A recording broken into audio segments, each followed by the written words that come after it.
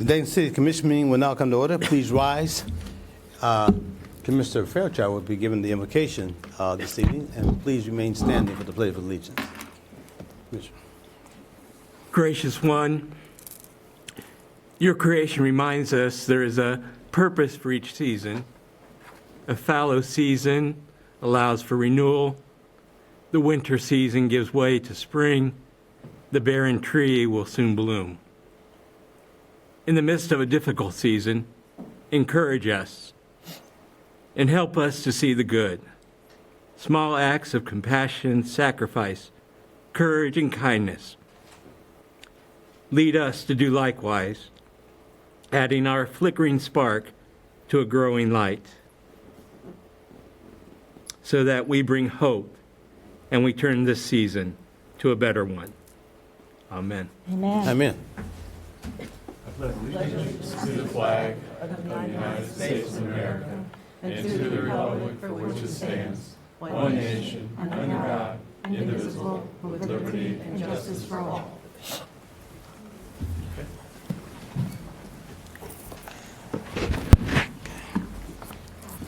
Okay, Ms. Blackshear, may I have the roll call, please? Mayor Mims. Aye. Commissioner Joseph. Aye. Shaw. Aye. Fairchild. Aye. Turner-Sloss.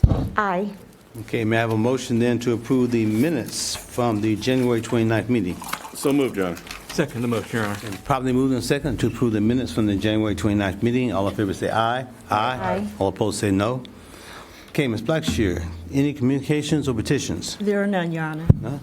Okay, I know I have a presentation this evening. And I'd like to invite Ms. Rachel Nelson, who's program director with the Charitable Recycling Program, to the podium for a community update on charitable recycling.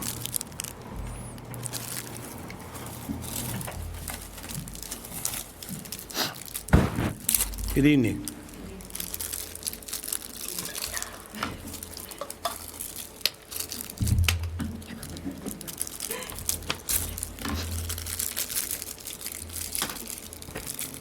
Charitable.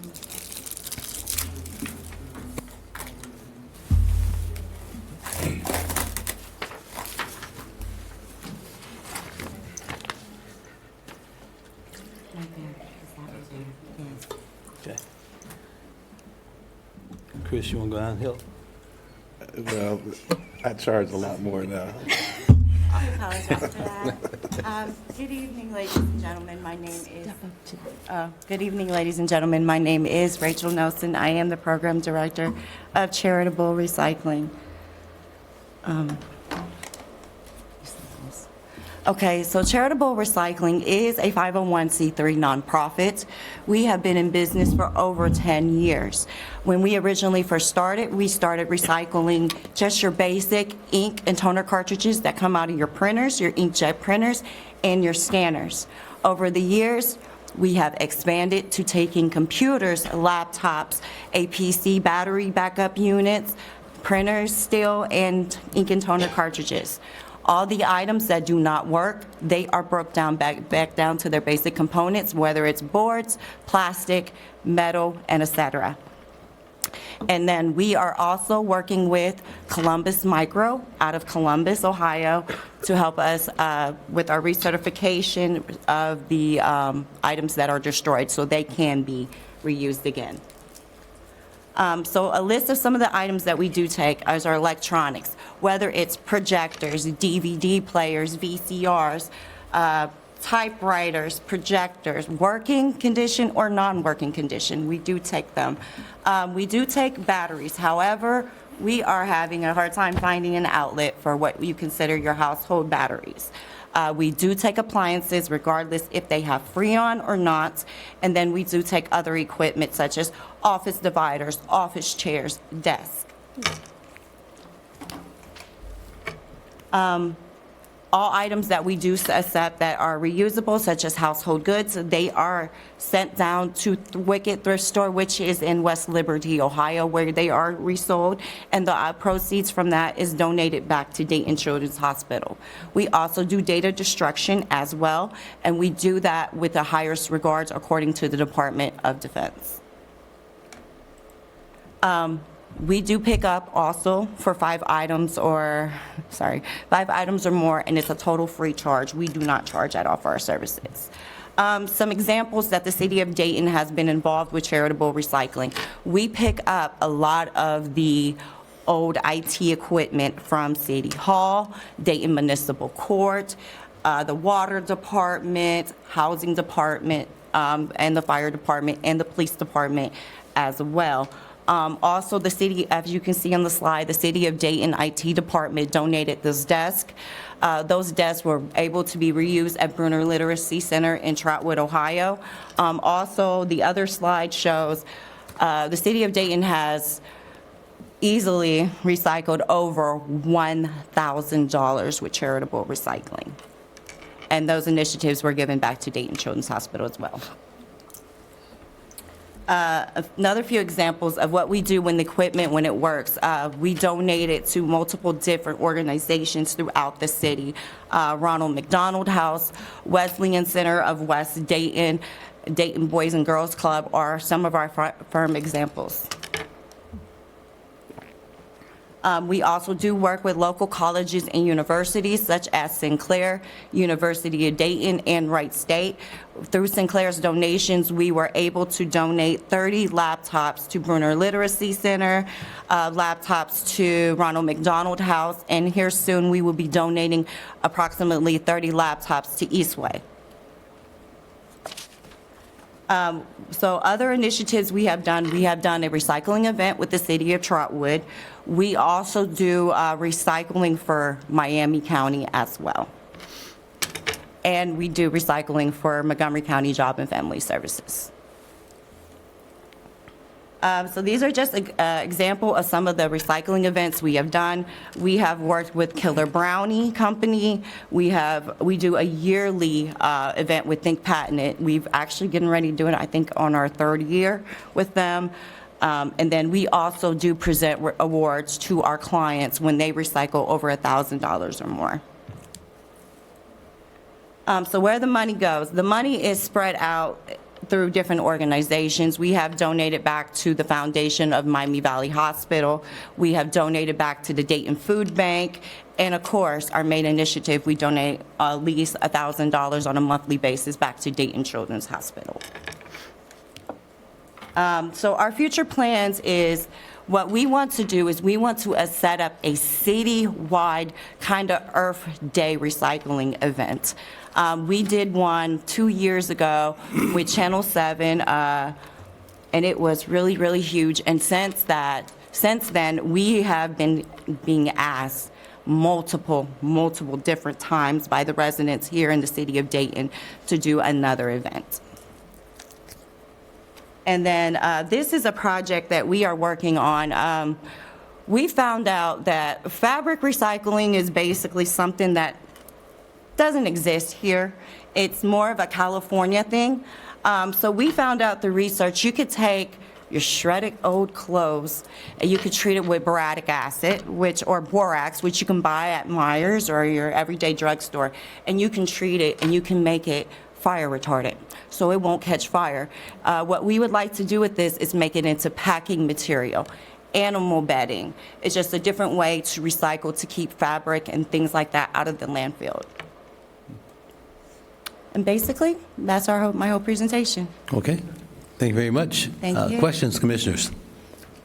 Comments? Yes, thank you. Mr. Turner-Sloss? Thank you, Your Honor. Thank you, ma'am, for being here very much. I really appreciate the work that you are leading and the organization.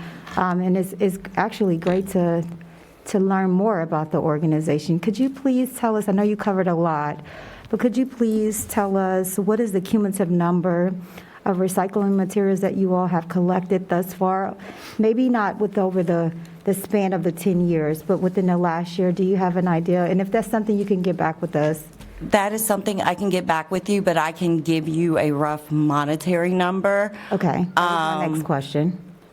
The monetary number for Dayton Children's Hospital, as it stands, I don't have a full answer, but I know as of right now, it's over $50,000 easily.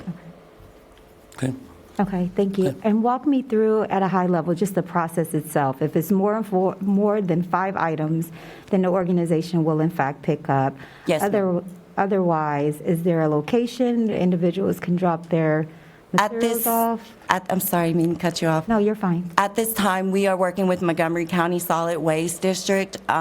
They have extra property on their land, and they are looking into possibly giving us a warehouse area. So when we receive that, then we would more likely be able to take drop-offs. Yes, ma'am. Okay, thank you. And could you just, at a high level, I know we're pressed for time, just walk us through the process itself. Let's say you do pick up 5 or more items, then it goes through the processing of what's next? So basically, once the items are received, they're broke down. Okay. They are separated out, whether they're a computer monitor, TV, et cetera. Then they are broke down, bound to their boards, their plastic, their batteries, their internal components. From there, they are palletized, and then they are shipped to not Las Vegas, New Jersey, Okay. and other states, where they are smelted, and then they are reused and recycled. Okay. And then the proceeds are, of course, cut back to Dayton Children's. Okay, very good. Thank you, ma'am. I appreciate it. You're very That's all I welcome. have. Okay, thank you. Commissioner Fairchild. Yeah, my questions have been answered, so thank you for your generosity. I work at Dayton Children's, so thank you for your generosity in helping our patients and families, and thank you for the work you do, and also for contributing to our sustainability program Yeah. here. Not a problem. Thank you. Commissioner Shaw. Yeah, same here. Thank you for your work. Appreciate it. And, Thank you very much. Yeah, I know I met with you last week, but can you share with us your phone number? So Yes. Okay, so the business phone number is area code 937-591-0925. 925. Okay, thank you very much. Appreciate Thank it. you. Thank you, ma'am. Okay. Okay, Ms. Dixon, I understand you have some additional presentations for us?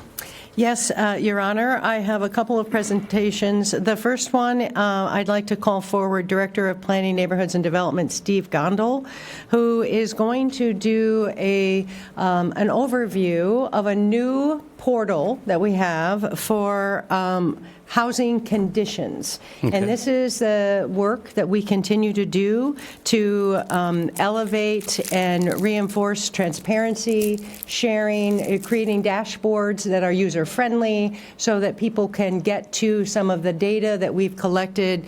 And I know there's a lot of interest in our housing condition survey. So, Okay. All right. Mr. Gondel. All right, good evening. Evening to you. Mayor, Commission, City Manager, Clerk.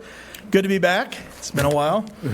All right, as the Director of P&D, I'm really glad to be here with another great P&D project. And this is something that I want to also give credit to our friends in MB, Public Work GIS, P&D's Housing Division, and also their Community Development Division, who have worked with us to get this project to where we are today. So tonight I'm going to be discussing the Housing Condition Survey Portal, which we last talked about in a work session in May, and so we have a lot more new information to share with you. Brief recap. We mentioned that why do we do this? Well, like the population, nothing's static. Things are changing, so we need to have a really good sense of where our housing stock is by count, by condition, improvements, where it's declining, where it's stabilized. And so we needed a baseline to understand where we make investments and where we need our support. So additional background, probably in the Wayback Machine, I'd be standing here holding up this bound copy because previous directors would have been bringing you something like this. And I mean, these were incredibly valuable at the time. One of the things that when our group set out was that we needed something that had a little bit more complexity with the analysis of this information. So while these are great, we need something that can kind of show us variable scenarios and situations. And so we set out to kind of really transform how we did this approach. And speaking of the approach, this work, these field assessments were done in the fall of 2023, and then the analysis began afterwards and starting to kind of work on really visualizing this data. You'll see the rating scale. I'm going to talk a little bit about that in the next slide.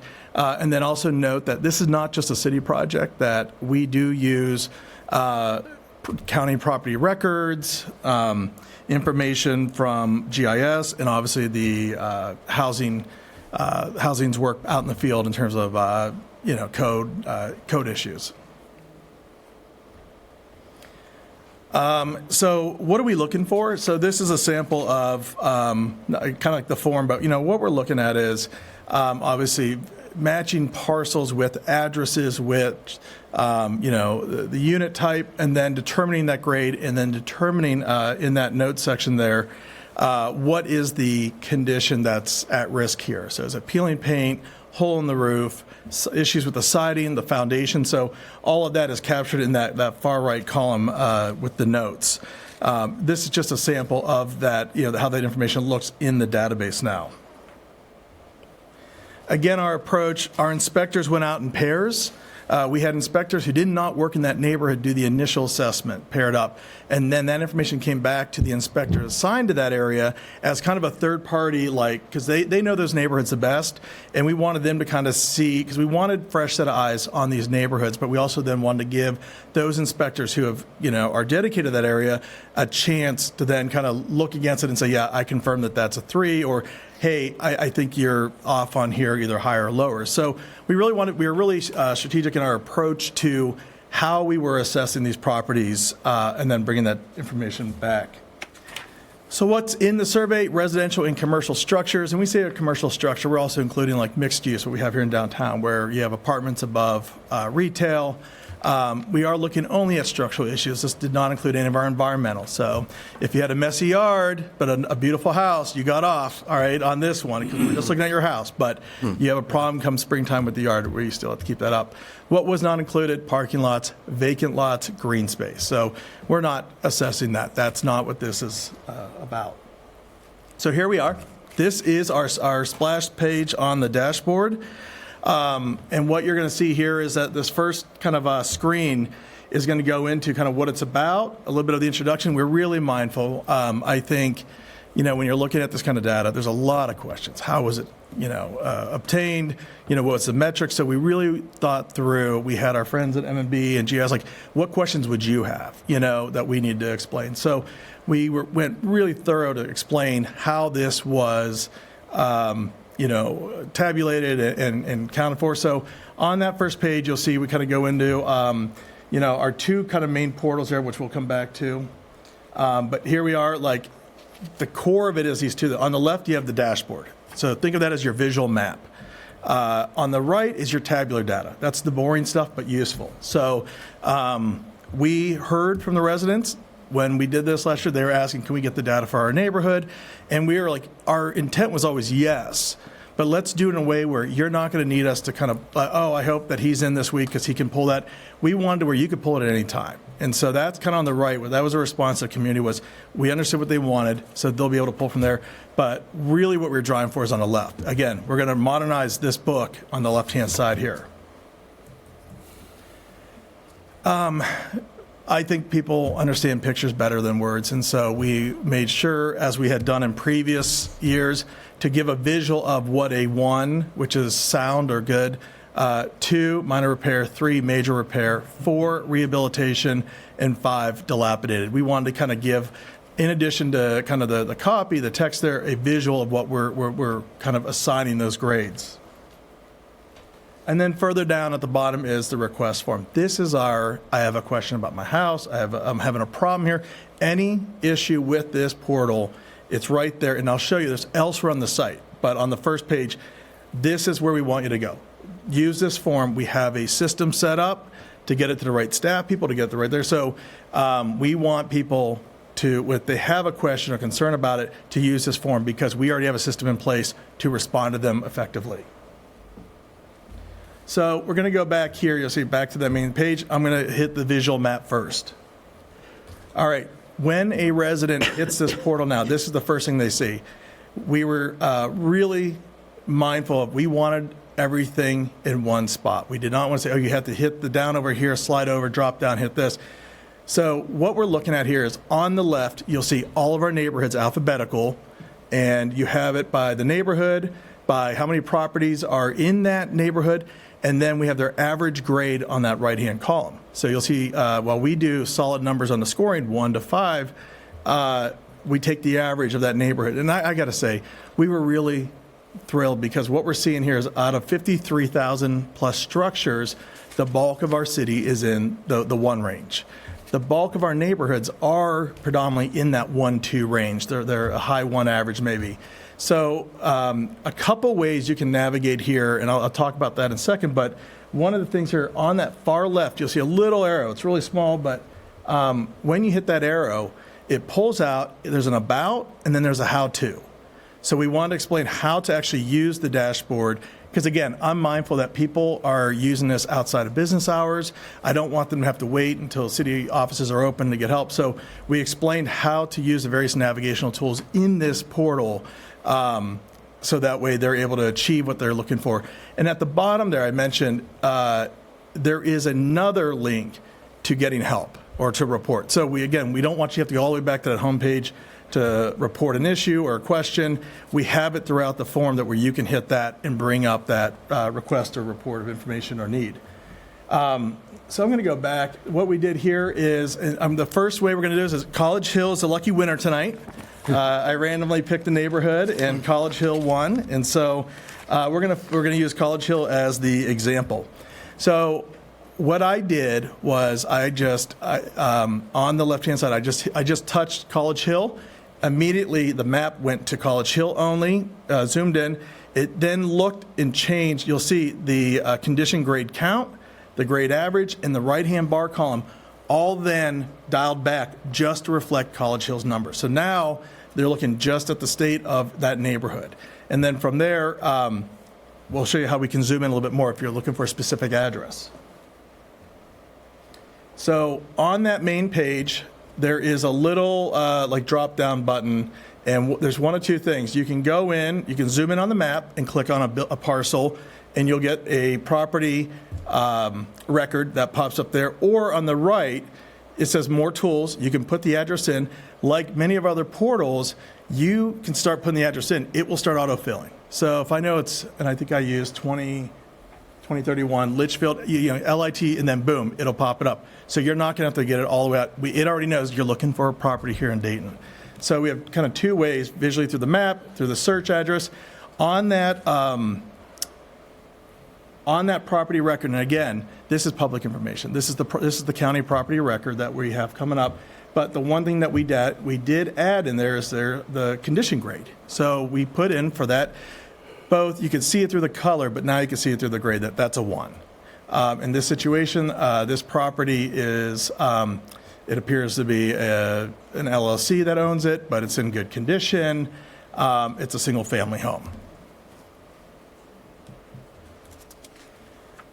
What is also awesome, and this is Richard Bailey, thank you for thinking about how we all think. At the top there, it says Street View and then View to the right. If you hit that View button, a separate window will open up, and Google Street View will then come up. And pretty much, and if you've used Google Street View, it's not always perfect, but you get to the general area. But now you get a visual on that house per Google Street View. So again, it's just another way of us thinking about what would people want, if they're looking into something. So you hit that, it pulls up the house, so you have that added layer of information. All right. Coming back. So we're going to leave College Hill. We're going to come back to the main page. I've advanced it already. So back to that main page. This time, what I did was I deselected, or I hit the refresh button, got back. This time, I wanted to see the 3s. And I told the dashboard, I just clicked on the condition 3s, either in the chart, in the count chart graph, or the pie chart. And what it's done now is it has pulled up all of the 3s in the city, and that's it, zeroed out. So we're looking at about 4,600 properties here. The map has now reset to just showing the 3s. So now on the map, you can zoom in and see where those 3s are, and got to look throughout the map there. And so, again, trying to think is how are people going to use this? And so not having it where, again, it's just static on each neighborhood, but I'm more curious about all the threes. I'm curious about this. So that is another functionality that we have with the portal. Additionally, if you go back to that main page, at the top, there is housing condition PDFs. Every neighborhood, we generated a PDF. If somebody needs a cut sheet on neighborhood, if you're heading out to a neighborhood meeting, you want to have a sense, you could just go pick the neighborhood. There's a filter that you need. This beautiful PDF on the left will come up. We'll have the map, and then we'll have the bar chart of the count of properties in that neighborhood.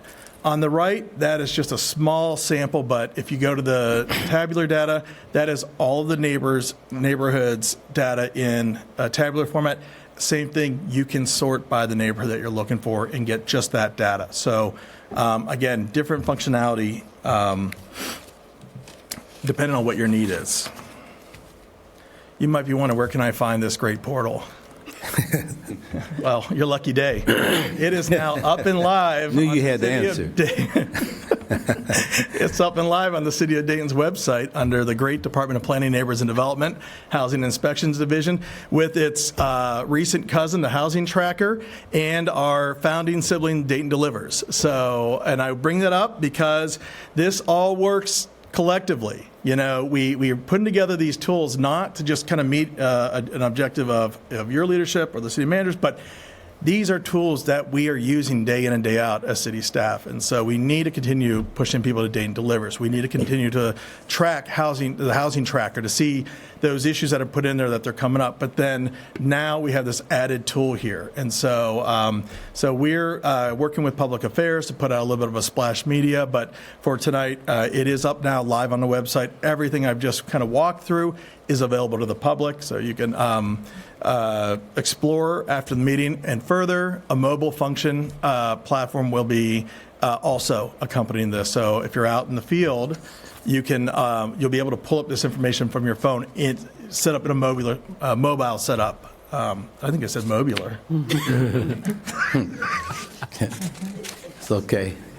I'm almost done. That's all right. You're having fun. We're having fun with you. So that's good. Ready? Okay. So I want to bring it back to here. So last time I asked for some grace and some patience, and I said, give me some time. And this is what we left at in May, when we left you all at the work session. I said, here's what I think where we're at with this. And again, you know, and so if you look at the short term, putting legal orders on the properties with the 3 rating. Why do we do that? Well, one, because it was the first step of getting those properties into our ARPA rehab program in eligible neighborhoods. And so we did that. We went, put them out, got them into the referral network for those programs. The little, very apropos, the little recycle symbol was really my kind of like processing, but further analysis, vacant occupied structures against USPS. We're looking at how else can we use this data. And so I don't always have I'm open to, it's going to come to us, but there's other ways we're trying to match this data against other data sets. Same with the ongoing demolition efforts and reduction of blight. You better believe that I'm using this with as I mentioned, I still got a lot of work to do on that demolition side, and we're going to use this to kind of figure out where can we be strategic to eliminate the worst to improve the best. On the midterm, we said it'd be transposed into a website similar to the Dayton Recovery Plan. Well, here we are. We're live. Alignment with the Dayton Resident Survey. That's going to be ongoing. You know, we're going to kind of look at how all of this factors into the outcomes from that survey.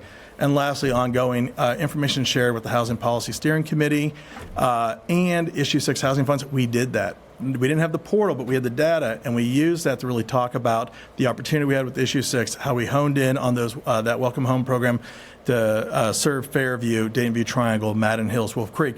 We used this data, and the steering committee voted unanimously. So I thank you for the time that you gave me and the team to really get to this point, but we did, you know, we were kind of staying true to those points there about really trying to bring it to a useful tool to inform us on how to invest in this city. You might be wondering what's next beyond this. Well, this fall, James McDaniel's my division manager for housing inspections back there. The team's going back out. Hard to believe. If you think about it, we did the assessment in the fall of 2023. if my math, and I told you planners and math aren't the best, but fall of '25 is our next go out. So we're going to be going back out. What we've already built into this is that we're not going to lose this data. We're going to build onto it. So we're going to add a % change to this portal. We're also going to archive this, because we want kind of a static, like point in time is what did it look like here? So I don't want to keep building on this and losing where we are. So we already have that in place as James's group. Now that we built the database, now instead of going on to a sheet of paper, back to staff to put in through Excel, up to load in GIS, it's going to go right into their phones. And the phones are going to feed the database. So our turnaround this year, knock on wood, should be much, much quicker now that we have the framework set up. And so really excited about that. I think it's just, again, that turnaround on time. And on that, I will end my comments and answer any questions you might have. Okay. Sure, we have a few. This is just great. Really, really appreciate all the work that's gone into this. So, question, Commissioner Turner-Sloss. Yes, thank you. Mr. Dungo, thank you very much for your briefing this evening. I share your enthusiasm. This is great. I am very much so excited. I also want to thank the entire team, the Planning and Neighborhood Development Department, as well as the Housing Inspection Team, Mr. Daniels, Mr. Bailey. Thank you for your foresight in terms of providing those images, because you're absolutely right. I think that providing those images, they really tell a story. You answered a lot of my questions already, so thank you. I do have one question. Absolutely. So I know the team is getting ready to go back out, I believe you said in May, right? Or sometime this year? No, they will go back out. They go more toward fall. Oh, We want very leaves good. down. We want Yes. vegetation down so we can see more. Very good. Thank you. I don't know where I got May from, but nonetheless, so when the team goes back out in the fall, how does, in fact, with the portal going live, how does residents, if there is any discrepancies in terms of the rating that is in place currently by staff, let's say it's a property that is currently noted as a 3, and then it has fallen into disrepair and then further, and it now goes down into possibly a 1. So how are you making sure that that data aligns with those who live in the area, those who are more familiar with the property itself, aligns with the staff in their assessment?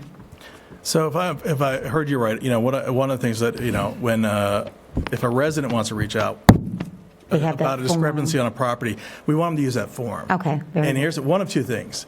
One, if they're an active neighbor, that we're working there, we want to hear it. 2, if you're the homeowner or the occupant, we want to hear from you, because we see it as a chance. This is not punitive.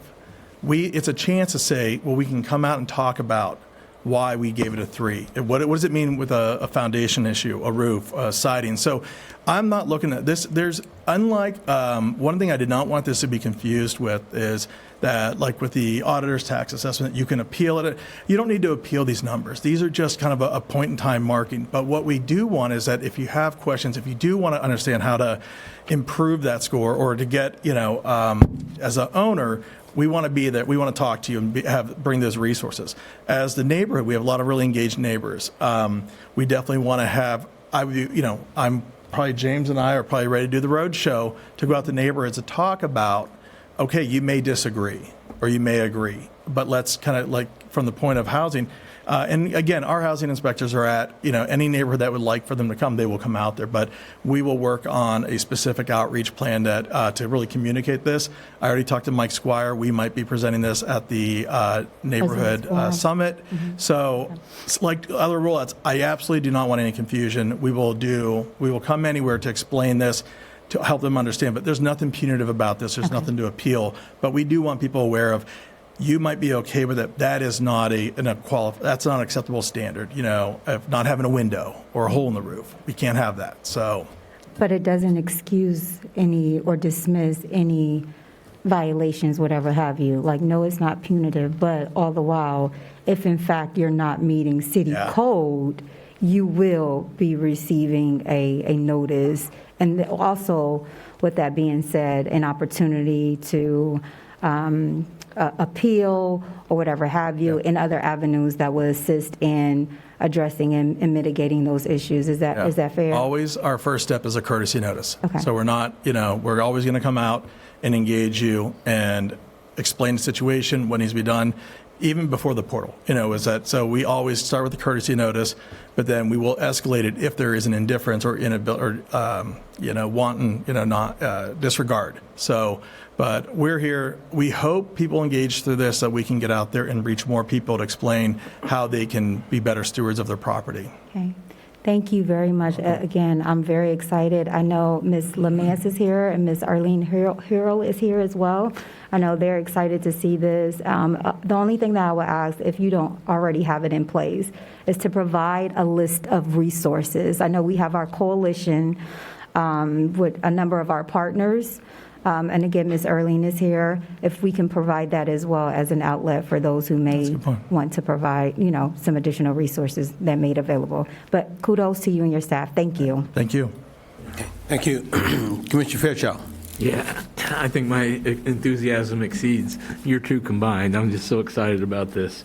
I even got pulled up here on my laptop, and it's awesome. So congratulations to you. Thank you for your hard work. I think one of the things we need to anticipate, and maybe you have already, is that I know some of our neighborhood leaders are going to, they've been asking for this. As they get this tool, we got to be prepared to help them use this in a way that helps build their neighbors up, helps get them in touch with resources if they need them. I think we're going to have, your staff is going to expand with a host of neighborhood leaders. Yeah, we're ready. That's awesome. And we hope so. Yeah. I mean, a lot of times it feels like we're working against, but we want to have that engagement. We want them to ask for us to come out and bring the resources of the resource referrals. So I think this tool will, it's going to be a great addition. I think it can be transformative, and I'm really excited. I think we're going to find multiple uses. I was curious in terms of adding data sets. It seems like out of our Bloomberg group at one time, they had identified water usage as a early indicator of houses that might be going from viable to a blighted condition. So I don't know if we can merge that data set or not, like shut-offs or... Commissioner, I got to save something for the next meeting that I'm on a weekly schedule here, so we're looking at that. Okay. That is actually a data set that we're actually already incorporated on the backside, so, but you're correct. Yeah, thank you. Okay. Commissioner Shaw. Yeah, no, my questions were asked and answered. I just appreciate this tool and your willingness to go out into the community. Not everyone is as technically savvy as I am. So, Fortunately. so I'm glad that you'll be doing that work. Thank you. Absolutely, thank you. And thanks. Commissioner Joseph. Thank you, Mayor. Thank you, Steve. This is great stuff. I look forward to seeing what creative connections you make with other sources of data. I'd like to see that bullet up there, and I'll be curious to see what that ends up being. But thank you. This is very valuable. Like you say, neighborhood leaders have been asking for this for a long time. So Absolutely. thank you. You're welcome. Okay. No, thank you. My colleagues have said it all. Appreciate it. Thank you very much. Great job. Mayor, my second presentation is a presentation that will celebrate 50 years of public service and to acknowledge retirement of one of our extraordinarily high-performing directors who was often referred to as a rock star. So I'd like to call forward Ken Couch. Okay. 50. So I have several things to note here. Ken joined the City of Dayton's Department of Human Resources on December 1st, 2014, bringing a wealth of experience and unique blend of leadership from both union and management perspectives. He started off as a firefighter, but we didn't hold that against him. We still hired him. After years on the West Coast, Ken and his wife, Jill, made the decision to return to Ohio. His vast and varied professional experience was exactly what the City of Dayton was seeking. We had gone through a number of transitional leadership changes in HR, and having Ken's leadership truly elevated the Human Resource Department. And it's not just his leadership, his energy was pretty amazing, and he really surpassed all expectations over these 10 years that he has provided leadership and guidance to the HR department. There are numerous achievements that are significant and that have benefited the City of Dayton employees. I am going to only highlight a few of those, okay, more than a few, but those that were most transformative and that I think really illustrate the leadership and the vision that Ken had. So Ken successfully launched the Dayton Offsite Clinic, enhancing employee health services. He secured certification later on for the DOC to treat injured city employees under workers' comp, improving care access. He developed and implemented a comprehensive new employee orientation program to effectively integrate new hires into our organization. He expanded the health and safety fair, increasing employee engagement and wellness awareness. He integrated safety forces into the Kronos timekeeping system, streamlining payroll and attendance tracking. He rolled out electronic open enrollment for all 1,800-plus City of Dayton employees, simplifying the benefits selection and administration. He introduced parental leave policy, offering paid time off to support new parents. He expanded the tuition reimbursement for professional, technical, supervisory employees to include DPSU and building trade employees, supporting ongoing education and development. He established a comprehensive field safety program to prioritize employee safety in our off-site operations. He conducted the first ever dependent verification process, enhancing benefits accuracy and compliance, and generating a savings of over $700,000 directly and avoiding millions of dollars going forward. He collaborated with the police department to establish a lateral hiring program, streamlining recruitment for experienced officers. And he also partnered with the fire department to roll out a paramedic incentive program, rewarding and retaining skilled personnel and ensuring better service to our citizens. So again, this is just a partial list of the amazing work that Ken did over the last 10 years. And, you know, in this time, this period of time where public service may not be being held up and valued and maybe being denigrated by others, I want to hold up this public servant because we only got 10 years of his 50 years, but it was amazing. And I am so appreciative of your work, Ken, your leadership, and all that you did for our City of Dayton employees. And my favorite quote from Ken over the 10 years, now remember, he's been at this 50 years, he said, "Our city manager is one of the most employee-centric bosses he's ever worked for," because I always was pushing more to help support our employees. So thank you, Ken, for all of the great work you did. And I wish you great success and a long and happy retirement. Thank you. I'm glad she didn't use the quote I thought she was going to use. Probably not want to use that one in public. So clearly, if I've had 50 years' experience, I started when I was 8. Yeah. There's just no way. But no, about that. Mayor, I think you know what I'm talking about. Yes, sir. No, I've moved around a little bit, worked for two different cities, 2 states, and 1 county. And, you know, I got a chance to work in California for a little bit, which is really exciting, and it's way different than working in the state of Ohio. But once my grandson was born and we came back here, and I got to spend 10 years, I can tell you one thing, that working for the City of Dayton, it was not boring, and there was never a dull moment.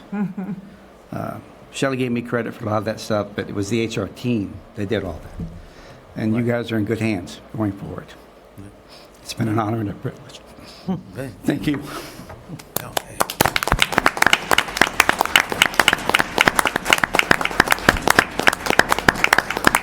Again, one of my colleagues would like to say a brief word. Commissioner Turner-Sloss.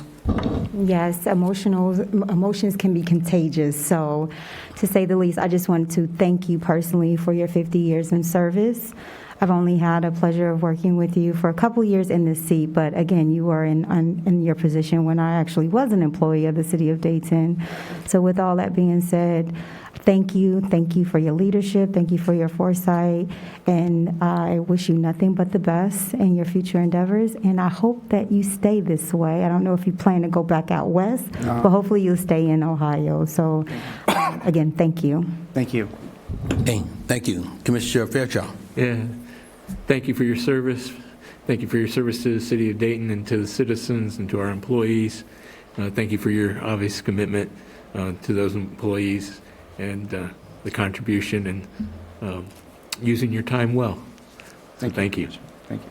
Thank you, Mr. Shaw. Yeah, same, Ken. Thank you so much. You've been a valuable asset for information and guidance on personnel issues, and it's clear that you've had a significant human resources acumen, and you brought that to the city and shared. Thank you for training up the staff to take over from you. That's an important leadership quality, and I just want to thank you for your hard work and wish you much success and a long and happy retirement. Thank you, Commissioner. Okay, Commissioner Joseph. Thank you, Mayor. Ken, thank you. Over these years, we've seen creative solutions born out of your creativity and your experience. We've gone through some crazy times. You've been the head of a department that always gets the brunt of those times. We really appreciate your dedication, city, your great ideas, your support for the staff, and just like my colleagues, wish you a happy, long retirement here in Dayton. Look forward to seeing you around. Thank you, Commissioner. I think the best task for those who work in HR as the directors is to try to find the best way they can to create the environment so the employees treat your customers right. And so the best thing you can do to make sure that happens is to treat your employees the way you want them to treat your customers. And that moves us in the right direction. So I'd just like to thank you for all the work that you've done and salute you for that work.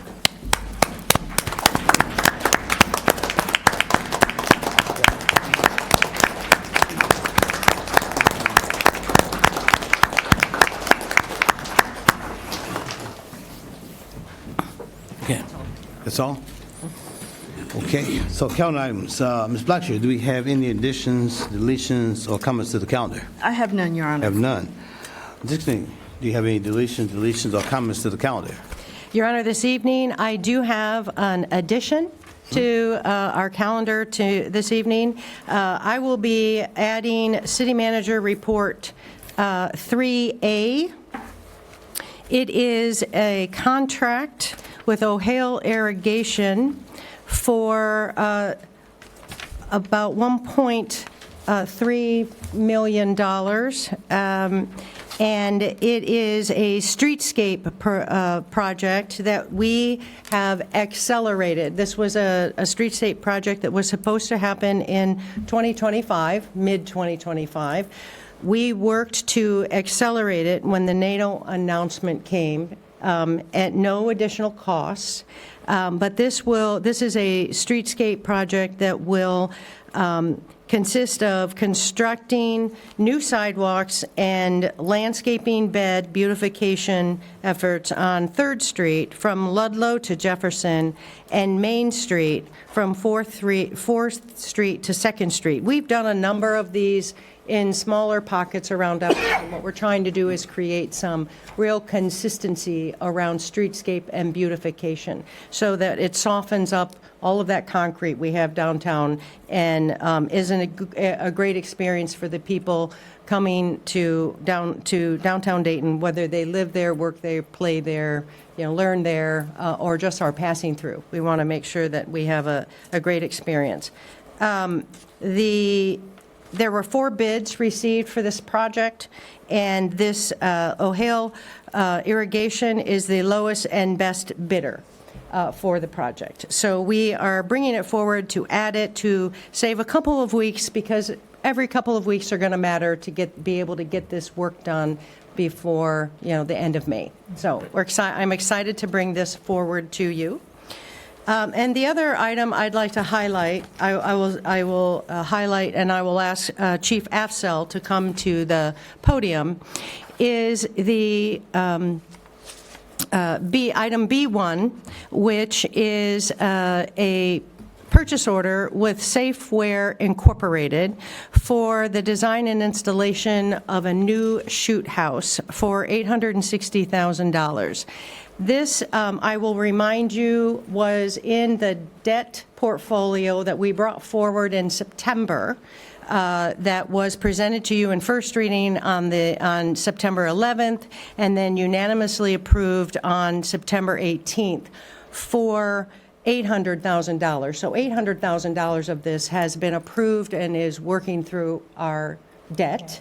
The $60,000 is primarily a contingency number because they have some foundation, unknown issues potentially around foundation, et cetera. And it's not uncommon. Obviously, our projects have multiple sources, and so having debt in with other funding sources is very common. So, but I would like, because there's been a number of questions, I would like Chief Afzal to come to the podium and describe all of the activities going on in truly what is a training facility for our Dayton Police Department. Well, good evening. Evening. Mayor Mims, Commissioners, Ms. Dickstein. Before I get into that, I know Mr. Couch was here a few moments ago, and he was my point of contact when I was in the process, so very professional. And I didn't realize that he was the one that came up with the doc, and as somebody who's a user of that facility on a routine basis, I appreciate that. That almost overcomes the fact that he was a firefighter. But I don't know quite, so sorry. As Ms. Dickstein said, the use are many. So as you are aware that we must provide initial training to our officers and ongoing training to our officers that ensure that they're prepared to handle what comes to them in the face of challenges that are too numerous to mention while they're performing their duties. Unfortunately, at times, that also means that our officers must utilize their firearms to protect the innocent lives of individuals that we're trying to protect or themselves. One way to ensure that our officers have the proper training is to have a live fire shoot house, which is a replica house building with the ballistic walls to ensure that any rounds fired during training do not leave the training facility. The current facility that we have, so it's not a new concept. We've had this for 25 years.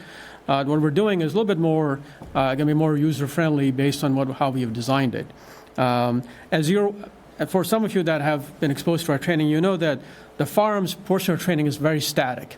And at times, because it's a dangerous thing that we do, so it's very controlled environment, and there's a potential for us to get what we call training scar, which is because you shoot in front of a very static target in one place and you don't move around. And what we don't want in a dynamic situation to be in that situation where you're not moving, whether forward or backwards, because situation may dictate that you need to create distance and to use some of the de-escalation techniques that we have. This is kind of similar to what the fire department has when they train on the live fires. They have a facility. So this is kind of an example of that. But this is not all it does. So this new training facility will be upgraded to the additional training opportunities that we can provide. It has, which our old facility did not, which is not even usable at this time, sliding and replaceable barriers to uniquely alter the layout based on what the training scenario that we might have. It will have an upper perimeter, like a catwalk area, so our instructors can actually observe our officers going through training to identify deficiencies and improvement that we can do from a tactical perspective, from a safety perspective. It has double entry doors that are also useful to make sure that we don't have any crossfire. It has a 360-degree fire containment to make sure that all rounds are, if we do a shoot in a scenario, that they're contained within the walls that we have. Multiple windows and sliders, so again, be able to alter the layout, and several bullet trap devices that if you do fire, it captures the round that is fired, and also it's a safety mechanism. So although the facility is a live fire shoot house, the decision to discharge a firearm in the facility will still be based on a scenario that they're seeing, and any threats encountered during the training event. So it's not you go in and all you do is shoot, because there are a lot of scenarios that we built in where you do not shoot, because that's part of training. Unlike the training that we do in the firearms where the target turns and you have to shoot, because this is not designed where you will have to shoot. It is designed for you to then utilize everything that we have been doing in recruit training or in-service training, decision when to shoot, when not to shoot. It's not just about, it's one of the things we talk about in our line of work is know your target is what is beyond and also what is in front. So putting people in situations where it's a room layout, right? What's the crossfire? Where's my partner? Where's the individual? Do I even have an angle at the person? And all those decisions are part of the matrix that goes into training. So the decision is based on our policies and procedures that we have. And we have a lot of policy procedures. Obviously, we have talked about de-escalation is an essential part of it, when to move forward, when not to move forward. So all of those have to be incorporated. And every live fire that I've been, house that I've been involved, they have been part of that process. The training also includes scenarios involving role players, where officers can practice de-escalation techniques. So obviously when we are role players, we're not using firearms. We'll be using submunition, but not actual firearms. We can in this thing, we can practice rendering aid when you go in a situation and how to do that, how to maybe evacuate somebody. The name leaves an impression that all you're going to do is shoot. Actually, that is probably not what happens most of the time. It's utilized in many different ways. Recruit practicing collecting evidence from a mock crime scene within the building. So again, utilizing in a lot of different manners. The facility in the past and the future can also be used for scenario-based training during our Dayton law enforcement experience. So our Citizen Police Academy as to what an officer might go through and the split seconds it takes to make a decision whether to go forward, whether to go backwards, whether to use a deadly force if the situation calls for it, or whether not to use it. So you can have a better understanding of what an officer might go through, and those unfortunate situations when we might have to use it, hopefully our citizenry is a little bit better educated as to why we did something. That is really not something that we look forward to, and it's pretty traumatic, not just for the community, but also from the police department. So that's that. I mean, there's a lot of things we can talk about the dynamic situations that we go in. A lot of it is also used for our high-risk teams to be able to go in small areas, to be able to understand the dynamics when you go in a room, what that means, because it's not. It's not like TV where everything is very clear-cut, right? And also it's not static like you do in a firearm range where it kind of literally tells you when to shoot, right? Here, we want you to then incorporate all that we have taught you from a legal perspective, from a constitutional perspective, and from our policy perspective as to when to go forward, when not to go forward. All those things are then incorporated into in this training facility. And again, we've had it for about 25 years. Okay. Any questions? Okay. So I know we may have some questions from commissioners. Before the commissioners ask their questions, Ms. Blackshear, do we have any citizens who are registered to speak on calendar items? None on calendar. Okay, good. So commissioners, Commissioner Turner-Sloss, questions, comments? Yes, thank you, Your Honor. Thank you, Chief. I really appreciate you providing additional context. And Ms. Dickstein, thank you very much for providing the information in regards to the debt issuance of the program itself, or the facility improvements. And again, to the chief's point, is that we're upgrading, if you will, the existing shoot house that has been in practice for in use for the last 25 years. 25 years. So this is an opportunity for us to upgrade the usage and also to make sure that we meet the requirements. And from my understanding is 740 hours, I may have that number wrong, correct me, But in overall, the academy hours, but could you speak to, like, are there specific number of hours that are required in terms of the use of the shoot house? Like, does that? So not by the state. The state's only requires about 740 hours. We do, I believe, 1,200 plus hours, I believe, right? Okay. Is it 12? Over 1,000. Yeah, it's almost double the hours, and that, a lot of that range into whatever state asks us to do. We will always try to make sure that our officers are prepared to deal with what they're going to deal in Dayton. So we almost double the hours. So it's in weeks time perspective, what the state requires us to do will be 20 weeks, and we are at about 30 weeks of training. Okay, thank you. Could you speak to, because when you hear shoot house, you automatically hear, again, to your point, like the lethal weapon, but I just want you to, if you don't mind, taking the opportunity to speak to the de-escalation tactics that are used in the training that go along with before we even get to that point where a firearm is used. Right. So anything that we do from a tactical perspective, and really it's whether taser, whether it's OC spray, whether it's firearm, anything that we do, you just, I mean, there's a portion maybe at basic that you're teaching technique, but once you go past that, you just can't go with technique. You have to describe what the law has already assigned for, what Ohio is requiring us to do, what Supreme Court rulings have done, what Ohio has done. You have to incorporate all of that to be able to do scenario-based training. So there's scenario-based training in the academy, which doesn't really start until much later in their time, so they can then bring together what they have learned and apply it. And if they don't, then they're given opportunities to make sure that we know that they're getting the information right and being able to recall at a moment's notice. So that's the challenging part. And in our field is whether you literally have not even a second to decide the right course of action. And I would say 99.9% of the time, or even higher, we make the right decision. So all of that is part of. That's why I think this thing is kind of important.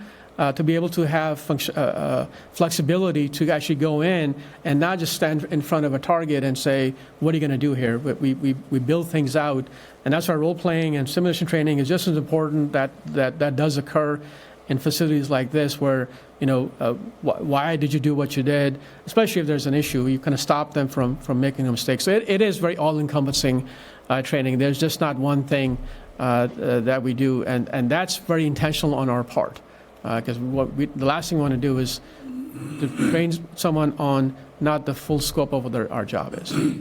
Thank you. And I just want to, again, we try our hardest to make sure that we're making accurate, deliberate decisions. And so I think it may be far-fetched to say 99% of the time, but I understand your point. Yeah, I mean, again, we make our best judgment. Yeah, I mean, mistakes case are made. by case. Yeah, no doubt about it. And there are some really high-profile mistakes that are made through the country that you see it, that we feel the consequences of it. So we always want to be prepared for the fact that we make it the learning process as instinctive as possible without saying, if A happens, you'll just automatically do B, right? The world is a lot more complex. So right. Making the right decision based on, the dignity of life, which is a big deal that I know that verbiage is in our policy quite a bit. Thank you. And let me be clear when I said we, I'm speaking of the country. In Minneapolis, I believe there was an incident, and I believe there was also one in Texas, if I have that area is correct. The last thing I wanted to ask, again, I really appreciate you, Chief, for being here and providing additional information. Is this an opportunity for us to perhaps allow other municipalities to utilize the space or the shoot house? Yeah, perhaps. I mean, we are definitely somebody that we're willing to work with others. Depends on the time that we have for ourselves. Obviously, priority is always going to be, our folks when we have 365 people and there's a lot of training that we have to do. So yeah, if there's an option. Are we at 365? We don't. Okay. We are 329. I'm sorry. All right. Thank you. 329, 33 in the academy, hopefully 32 hired for the May class. So okay. We will have 2 academies from this point on. So hopefully by the end of 2025, we'll be in a better position than we are today. But trying to get all of that, the priority is going to be Dayton Police Department. Mm-hmm. And maybe our brethren in the fire department who can maybe utilize some of that stuff. But if there's opportunities, we always will take opportunities to work with others. I hope so, with a small service fee that we could potentially. Okay. We'll talk about it. Thank you, Chief. I appreciate it. Thank you. Thank you. Commissioner Fairchild. Yeah. Chief, thank you for the update and the explanation. I think you mentioned the Citizen Academy. Are we still running those, and Yes, when's sir. the next one coming up? I'll give you the information. I don't know off the top of my head. I know we've changed that where we don't just do, we offer citizens opportunities to do different blocks, so they're just not tied to 16 weeks together because they can pick and choose. So I'll get you the next date. And do we also do the scenario training experiences as well? Yes. For Citizen Police Academy? Yes. Well, I went through the scenario training, which was I think it was a Saturday morning event, Right. as opposed to the weeks-long Right. academy. And so I was asking, we also have that short scenario training available, which allows more citizens to come and experience. And in that scenario, one of the scenarios is going through, at the time they called it, I think, the trap house. Is that Right. the same term? Right. So, Yes, all of that is still available. I know we were limited because this facility for the last year and a half or so years wasn't usable, and it was fixed the way it is. We had no ability to redesign it. It was the same room, so after a while that becomes stale. Because you know when you're going into one entrance what the outlook's going to look like, whereas now with this new facility, it's going to look different because we will be able to move rooms around. So you can't go, well, I know what that looks like, so I'm going to go, because we want us to be able to think on our feet in a very, very dynamic situation. So yeah, all of that will be available, absolutely. okay. Thank you, Chief. Yes, sir. Okay. Yeah. Commissioner Shaw. Yeah, thank you also, Chief. That was a very good update and explanation of this facility. And I just, what really jumped out at me and I appreciate is that your willingness to have our officers go through more training than what's identified by OPATA and the state. And I think it's going to make us a much stronger and more effective police department. And it's important, that the training is available for our staff. So thank you very much for what you do and for the update. Thanks. So, Commissioner, I'll tell you that's a long-standing tradition in Dayton Police Department. It's not me; it is the staff, what they believe, and I really haven't changed that. I know I've kind of asked them to really consider what we're teaching at the right time to the right individuals, but this is a long-standing tradition in Dayton that, to be honest, is before even most of our people who are here.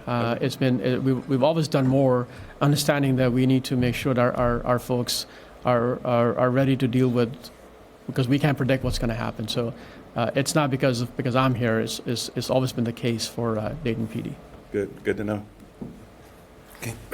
Commissioner Joseph. Thank you, Mayor. Similar to Commissioner Shaw's comment, I really appreciate not only the fact that this is going to provide more training, but also really the attitude with which you and department are looking at this as an opportunity to give our team, our officers, more chances to hone their instincts and how not to shoot, and hopefully not have to shoot. I really appreciate that. I know that it's what we've come to expect of you all. You've done a great job. I think this is another example of something that we can do here on the commission to help out that process. So I want to make sure your guys are properly trained, your folks are properly trained. Make sure that, like you said, that they have all the options ahead of them, in front of them, and their instincts are leaning the right way. So thank you, Chief. Yes, sir. Thank you. Yep.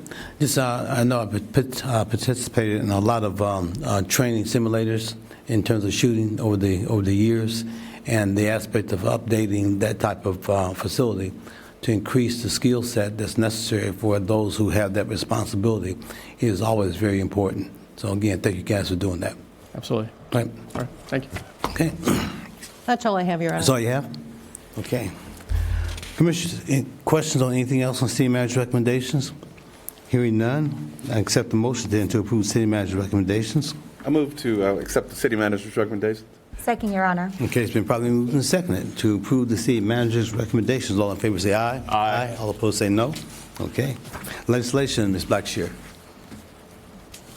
Second reading, resolution number 6847-25, authorizing the acceptance of a grant award from the State of Ohio Department of Public Safety, Ohio Emergency Management Agency, in the amount of $105,000.00 on behalf of the City of Dayton. Mayor Mims, Aye. Commissioner Joseph. Aye. Shaw. Aye. Fairchild. Aye. Turner-Sloss. Aye. That is all, Your Honor. Okay. Have a board appointment. Commissioner Joseph. Yes, sir. Your Honor, I move to appoint Brandon McLean as chairperson of the Community Appeals Board for a term ending January 2026. Second, Your Honor. Okay, it's been properly moved and seconded to appoint Brandon McLean as chairperson of the Community Appeals Board for a term ending January 26. All in favor say aye. Aye. All opposed say no. Okay. So, in public hearing, we open the public hearing. So we're now open public hearing, and the public hearing today is related to the Citizens Initiative petition for a public hospital in West Dayton. We have several presenters this evening, and each presenter will have approximately 20 minutes to present, and at the end of each presentation, the commission will ask questions. We will then open the hearing for public comments, where each person will have, who is registered, will have the opportunity to speak for 3 minutes to address the commission. So, I think Ms. Blackshear, you want to call them off, or you want me to call them? That's your. Okay, I'll call them off then. I know we have presentations from Alyssa Schreiner, Assistant to the City Manager. She's Assistant City Attorney. Okay, the attorney. You just got a promotion, Alyssa. I did. Did it come with more money?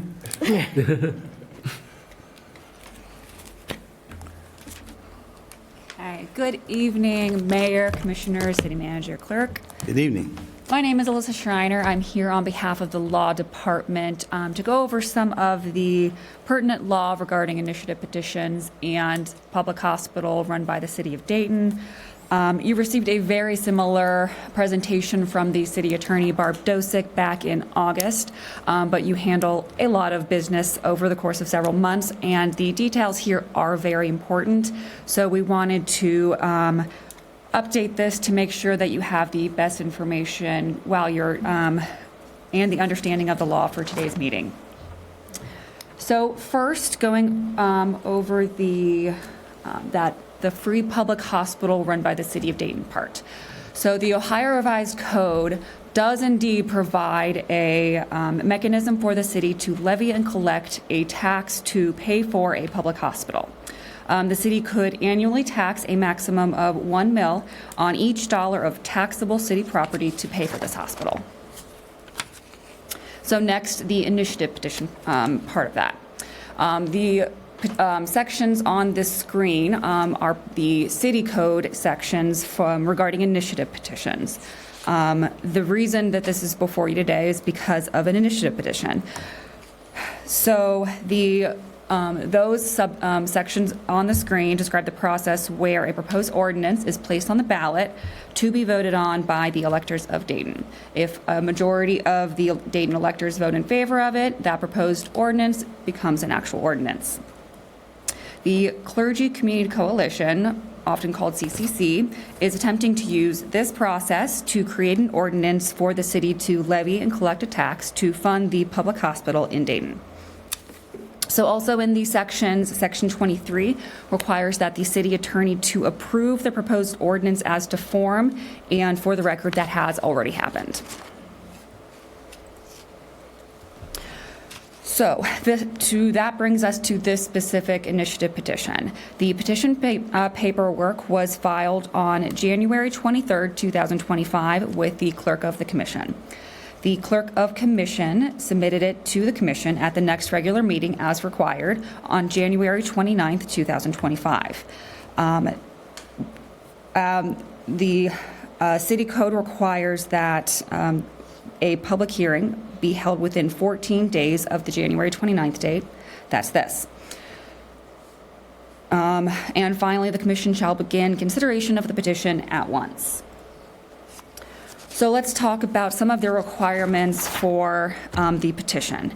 First, there must be 1,250 registered voters of the city required on that petition. All of the papers comprising of the petition must be filed as one instrument at one time. The petition paperwork must be filed within 90 days of the first signature.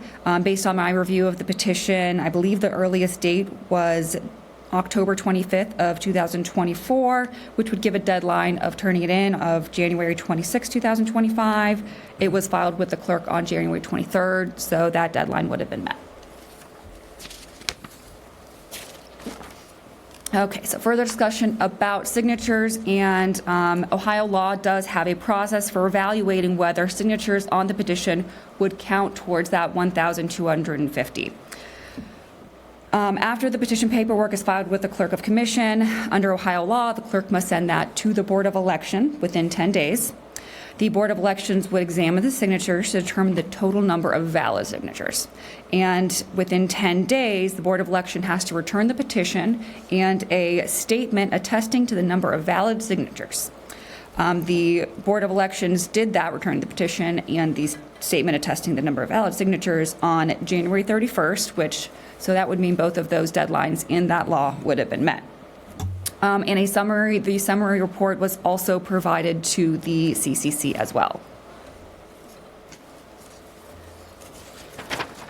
For legal purposes, the 1,250 registered voters of the city, that would require, the definition of that would mean that the signer's address must be a Dayton address as maintained in the records of the Board of Elections.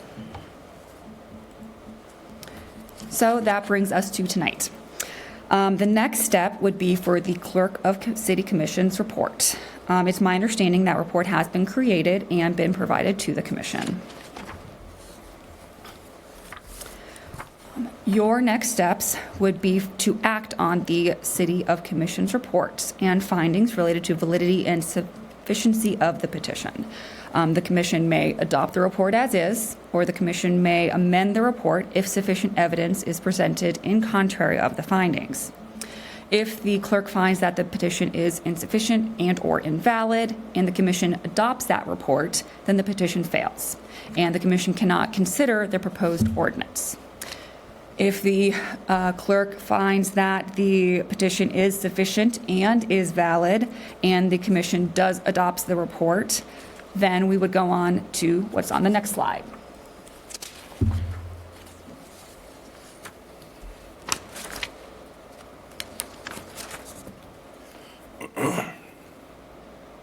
I'm sorry, I had my slides mixed up. So this is what I was talking about a second ago, but in general is the same. So here are your options tonight to decide. So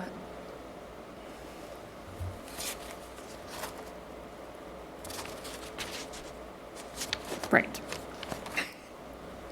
The options. Got it. All right. Sorry about that. So the Commission would, if the report says that it is valid and sufficient, and you adopt the report, that you would have 30 days from the submission, which would give us the date of February 28th. You would be able to approve the ordinance, pass the ordinance with changes. Or if you fail to act within 30 days, in which case the petitioners would have a chance 20 days to collect 1,250 new signatures to still put that on the ballot as originally amended.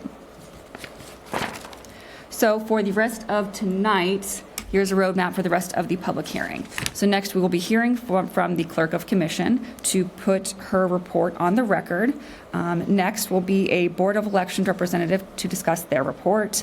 We will then hear from the Deputy City Manager to discuss potential costs. We will also hear from the CCC, and my understanding that the 3 individuals listed will be speaking. And then the hearing will be open to citizens who have registered to speak. Are there any questions or concerns that I can address? Yes, Your Honor, I do have a question. Thank you, Ms. Schreiner. So just point of clarity, so the 14 days leads us to February 12th. Why are we holding the public hearing today if they have until the 12th? I'm not in charge of scheduling. We just have up to 14 days. Right. And I know we do have the State of the City on the 12th, so I'm only asking because I want to make sure that the CCC is given the courtesy of exercising that full amount of time that's necessary for their review or whatever have you. And so that's why I'm posing the question. If I may. Yes. I know they have up to 14 days. Yes, that's Right. Right. Good evening, Barb Dosek, Director of Law. Yes. Okay. So the charter establishes it has to occur within 14 days. Okay. It doesn't set a minimum, it sets the maximum time that we have. But it's Okay. the Board of Elections, right? That 14 No. days was within their review. No, the Board of Elections actually has 10 days per the Ohio that's right, Revised that's Code. The 14 days is established per the charter as it relates to the initiative petition. So once she puts it upon the record, and she being the clerk, to you all, which occurred at last week's 29, meeting, yes. 14 days from that date, a public hearing has to occur. 14, okay. The language Yeah. within the charter, I would suggest, does not read as the full 14 days. Okay. All right. And just Okay. for point of clarity. Of course. The CCC, they were amendable to this, this date, and it was agreed upon on this date? My understanding is, I don't know that I could speak to that. All that I can speak to it is my understanding based on conversations and emails that I was involved in, that they were given the information as soon as we were given the information. And we actually walked the petition down to the Board of Elections as they were closing. So I think staff went above and beyond to make sure that we kept this process moving as we could. And I would ask the clerk to provide any additional comment if that's not accurate. But as we received the information, we were sharing it with CCC.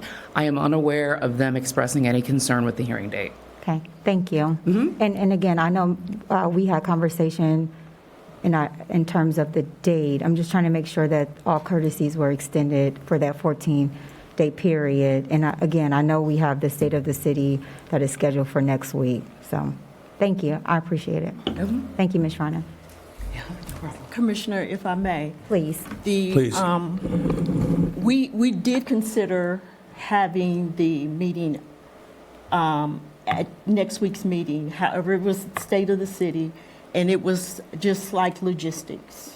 Okay. You know, trying to get this part done and then going to get, because the State of the City is going to be held somewhere else. Right. So we just thought that this would be a better venue to, you know, go ahead and do the public hearing instead of trying to put something else together. Okay. No, that's fair. And I know we had conversation with Ms. Jackson, so thank you. Right. Thank you. Okay. Okay, thank you for your question. Okay. You finished? Yes, nothing further. Thank you very much. Okay, no, thank you. Ms. Blackshear, you're up next. Yes, sir. I, the clerk of the commission, hereby find that the petition is invalid for the following reason. There was a lack of the 1,250 valid signatures of voters of the city of Dayton. And that is all I have in my report. You have my full analysis, but my findings, those were my findings. All right, thank you. Mr. Bill Hibner, Montgomery County Board of Elections.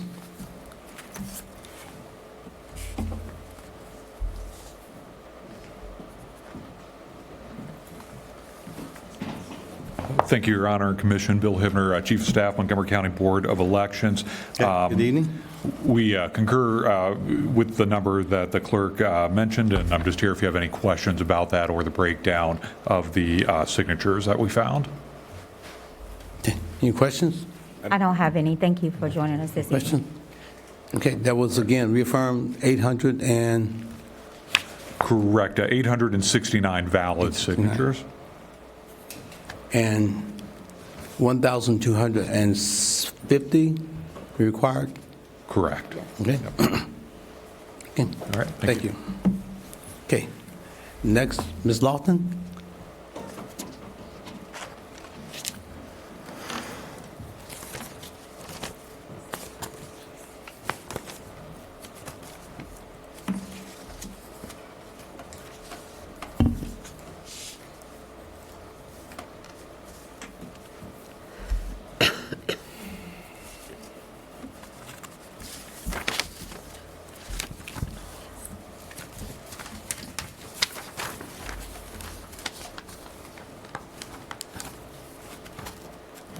Good evening, Mayor, Commissioners, City Manager, and Clerk.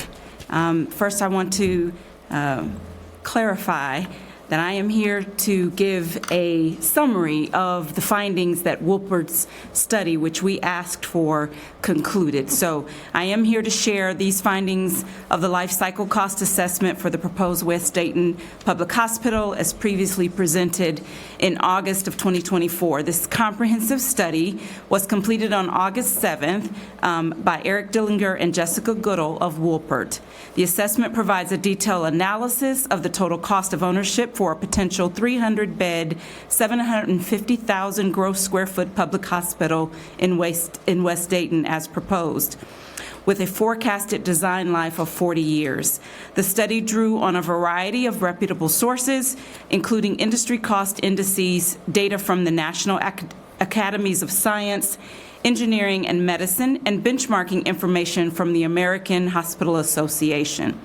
I will summarize these key findings and implications of this study, which is also was made available and is online for anyone who would like to review it. I will highlight the significant financial and operational challenges associated with this building and maintenance, maintaining a new public hospital. So as you can see here, one of the talking points that I want to share here is that there is a high cost of ownership for a public hospital of this size.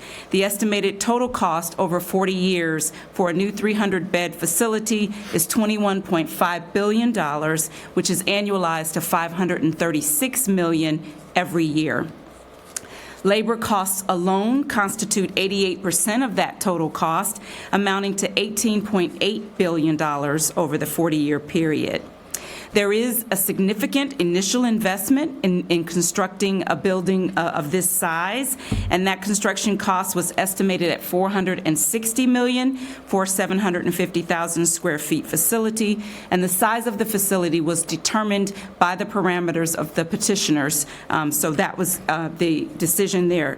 This does not include, the $460 million does not include the cost of land acquisition or any site development costs that would take place. It also does not take into account any debt service payments that would come should the city had to issue debt to build the facility. Ongoing and maintenance renewal costs are also something we have to consider. Of course, there are additional costs in operating a building, maintaining a building, and revitalizing that building to keep it up to current standards over a 40-year period. That was about $1.56 billion or $39 million per year. Each dollar of capital development does generate a life cycle requirement of $2.7 million in maintenance, $2.7 in maintenance, repair, and renewal cost. What that means for medical equipment, which represents about $900 million, is that for every 5 to 8 years, all of the medical equipment in a hospital has to be refreshed, and that's a $4 life cycle replacement cost for every $1 of initial investment. When we think about operational challenges, I want to draw to your attention that public hospitals face significant challenges. Not just privately owned, publicly owned, all public hospitals are facing challenges, including staff shortages and high turnover rates, with some areas experiencing over 20% turnover. This is specifically in the nursing and some of the higher specialized care nursing that's necessary to provide patient service inside those hospitals. The hospital will require over 3,000 doctors and nurses to maintain patient-to-doctor ratios below 15 to 1, representing, again, a labor investment of at least $471 million every year. Hospital expenses have also grown by more than twice the Medicare reimbursement rate, leading to financial losses for over half the hospitals in the United States. The shift towards home-based care and remote treatment also reduces the need for large hospital facilities. There are alternative solutions that are trending, and so investing in home-based care and remote treatment can significantly reduce healthcare costs and improve patient outcomes. Enhancing existing facilities and focusing on outpatient and preventive care can also be cost-effective and efficient. So in conclusion, with all of the information contained in that study, we concluded that building a new hospital with public funds and managing it is both inefficient and ineffective due to the high costs, the ongoing maintenance requirements, and the operational challenges facing public hospitals today. We also have concluded that alternative healthcare models and improving existing infrastructure should be prioritized to ensure sustainable and effective healthcare delivery in our communities. And with that, I'll address any questions you may have. Questions, commissioners? I don't have any specific questions right now. Just a couple comments. I know that last year sometime, and I believe it may have been the second quarter, I may have my quarters wrong, that I believe Mr. Beckham and Ms. Jackson, along with the other members in the administration, worked to invite Gadaha and other community partners that work in this space. So I guess my question is, and perhaps this is a charge for us, and I'm willing to lead that charge, being that there is a need, there is concern. This is the second time around that the CCC has, in fact, brought this proposal before us. I think a greater conversation needs to be had and to identify a means and way. Perhaps it is education, perhaps it is finding a common ground or a win-win for us to move forward to address the ills and the concerns of healthcare in Northwest Dayton. With all that being said, again, I appreciate you providing the overview, and I want to, again, acknowledge the commitment, the dedication, because here we have members who are, in fact, a part of our senior community who are taking the initiative, and perhaps some of our younger members in the community can take note that here they are for the second time bringing a petition forward, a proposal forward to potentially have an initiative on the ballot. So I just want to commend their efforts, and thank you, Ms. Lofton, for the information that you provided. Okay, thank you. And commissioners, questions? Mr. Fairchild? I just want to remind the commission as well as the public that given my employment, I have a conflict of interest and won't be engaging in the debate. Okay, thank you. Commissioner Shaw? Nothing here. Nothing? Commissioner Joseph? Thank you for your summary. Okay. We follow the process? Okay, thank you. So we have the members of the Clergy Coalition. Mr. Cox first. Yeah.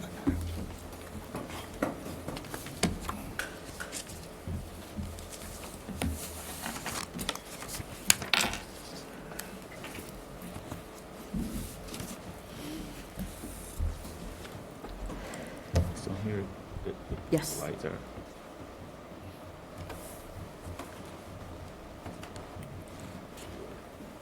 Good evening, Mr. Good Cox. evening, Mayor and the city commissioners, the city manager. This is the second time that Clergy Community Coalition has come before you with the request for a public hospital. I'm standing here tonight representing the poor, the indigent, the marginalized, the working class, who have no health insurance. Let me begin by refuting the Woolpert report. Communication between City Manager Dick Steen and Eric Dillinger from the Woolpert Consulting. Ms. Dick Steen created a false parallel for the feasibility study. She dictated to the Woolpert that Metro Health Public Hospital, a 200-year-old, 9,000-employee, multi-million square foot public hospital, be the blueprint for the West Dayton Public Hospital. This is not what we envisioned for a public hospital. We never said that we were patterning our request for a public hospital after Metro Health Cleveland. That fits Cleveland. That would not fit Dayton or Montgomery County. The slide from the Westport feasibility study, and if you had given us money to conduct a feasibility study and a community needs assessment, we could prove the bogusness of this Woolpert report. It was funded by the Dayton City manager for $15,000. The report states that Dayton Public Hospital facility over 40 years will cost $1.56 billion with a total of $21.5 billion. This slide and the report is a false representation of a cost for a public hospital in West Dayton. In response to Premier Health Partners' failure to build a hospital in West Dayton, after the destruction of Good Samaritan Hospital, the Clergy Community Coalition created the Citizens Ballot Initiative for a public hospital in West Dayton. This initiative gives the people of Dayton the right to vote for a public hospital. All of you are aware and have copies of our needs assessments. I don't have to repeat them to you. You already know what they are. I've given them to you 3 times. That needs assessments for a request for a public hospital that we presented to you would not cost the astronomical figure. You're basing that on Metro Health. We never said we wanted a hospital like that in Metro Health. Y'all need to have some compassion. You need to have some mercy for people who elected you to the positions that you're now holding who live in a healthcare desert. Good Samaritan Hospital raised $1 million in 1929 and built the hospital during the Depression, and this was done because of Dayton's had an investment interest in the hospital by their own citizens.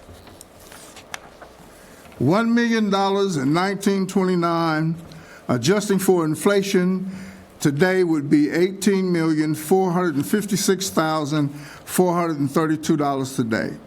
The ballot initiative will raise $20 million over a 10-year period. We're asking the people of Dayton for an equal investment in what was asked of them 100 years ago. I don't know how many of you are chronically ill. All of you sitting up there have adequate health insurance. If you had to go to the hospital and stay 3 months, you can do it. People like us go to the hospital, you out in 6 days. You go to rehab, you out in 3 days. I'm standing here, saved by Good Samaritan Hospital. I'm 76 years old, been in the ministry 64 years, built 2 churches in my lifetime of pastoring. I have congestional heart failure. I have osteoarthritis, which will probably put me on a scooter or a wheelchair. I am standing here with 4th-stage kidney disease. You go on dialysis at 5th stage. I am healed by the grace of God. What we're asking you to do is to sit down, let's work together and see what we can do to eradicate this healthcare desert in this community. You owe us that. We elected you. We don't want you to fight against us. We want you to work with us and sit down and see that it can be a reality in bringing a public hospital to West Dayton. If you have any questions, I'll be glad to come back and answer them. Thank you. Okay, thank you, Mr. Cox. Thank you, Bishop Cox. Good evening, Mayor, Commissioner, City Manager, and City Clerk. Evening. My name is Ivy Young. As Bishop just spoke about, the feasibility study produced by your City Manager's office in Woolpert was based on false parallel. We never asked for a 300-bed hospital. In no way. He also spoke about the spirit of people in the city of Dayton 100 years ago and what the people of the city of Dayton could do now to build a new hospital in West Dayton. I'm going to present to you a brief history of Good Samaritan and new facilities built in regions on the backs of the West Side community. I'll also show that a phased hospital built to suit the community is feasible. Good Samaritan Hospital was a 2 million square foot facility and operational in July 2018. At the time, it served 71,761 people. Of that population, 85% is black, 10% white. Hospital admissions were 9,000. Emergency room, no, that's not even saying the right thing. But hospital admissions were 9,866. Oh, I'm tired. Back up, because I'm reading right wrong, but total hospital admission was... Hey, speaking to Mike, Mr. Ivey, I want to make sure we hear you. I It's okay. Look at my slide there. So, correction. Hospital admissions was 71,621 people. Emergency admissions were 9,866 people. That was the hospital that they say was not providing enough services, didn't have enough clientele, et cetera, et cetera, et cetera. Again, on false information. During the demolition, Good Samaritan in 2018 partnered with hospitals and medical centers clinics while cannibalizing West Dayton health care. The following are examples of some of the facilities that were put up at this time. 2018, Monroe Medical Center, 50,000 square feet. It cost $7 million. In the population it served, 13,000, 98% white, 0.6% black. Liberty Township Medical Center is 13,000 square feet in 2018. Did I don't go too fast? Oh, sorry. Okay, Liberty Township, thank you.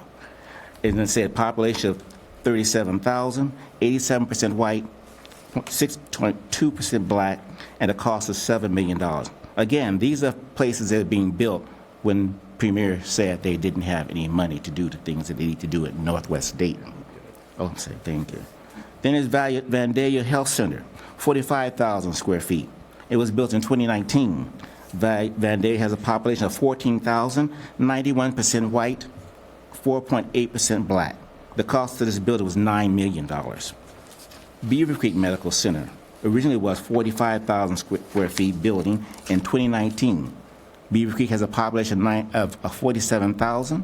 The population is 86% white and 2.6% black. The cost, $9 million. In 2021, Beaver Creek had an emergency wing added, 14,500 more square feet. This addition was an additional $9 million. This facility shows the kind of phased building we envision for West Dayton. Again, not on the order of Cleveland. We said that in the beginning, and how they turned it around in that report, I do not know, but this false parallel again. The new premier YMCA at Salem was built in 2024, the former Good Samaritan location. The building measured 50,000 square feet and cost $18 million. The city of Dayton contributed $15 million of those dollars. There were additional private and public funds, including market tax credits. Premier has committed an additional of a measly $10 million over the next 10 years. The energy behind this private-public collaboration has created a hospital to fill the void of health care since the loss of Good Samaritan. Instead, what was offered to the resident of West Dayton was a 1,200 square foot urgent care. From a 200 million foot hospital to 12,000 square foot urgent care. It just seems ridiculous. I have gone over the hospital that are feasible and within the initial budget that will be procured from the hospital ballot initiative. The new bills of Premier Partners North with a budget of $150 million and Premier Partners South $160 million starting in 2017 were among some of the hospital clinics and urgent care. These new hospitals and other facilities that are saturated in the Southeast are white, privately insured communities. There are no hospitals west of Main Street or north of Grandview Hospital, and no new hospitals have been built in a predominantly African-American community. Think about this. If the City Commission supported our ballot initiative like we would think you support other hospitals and health care, then we can rest knowing that you serve your entire community. And that's basically what I have to say. Thank you. Thank you, Mr. Thank you for your comments, Ms. Ivy. I'd like to call Mr. Michael Lodenslager, your attorney for Able.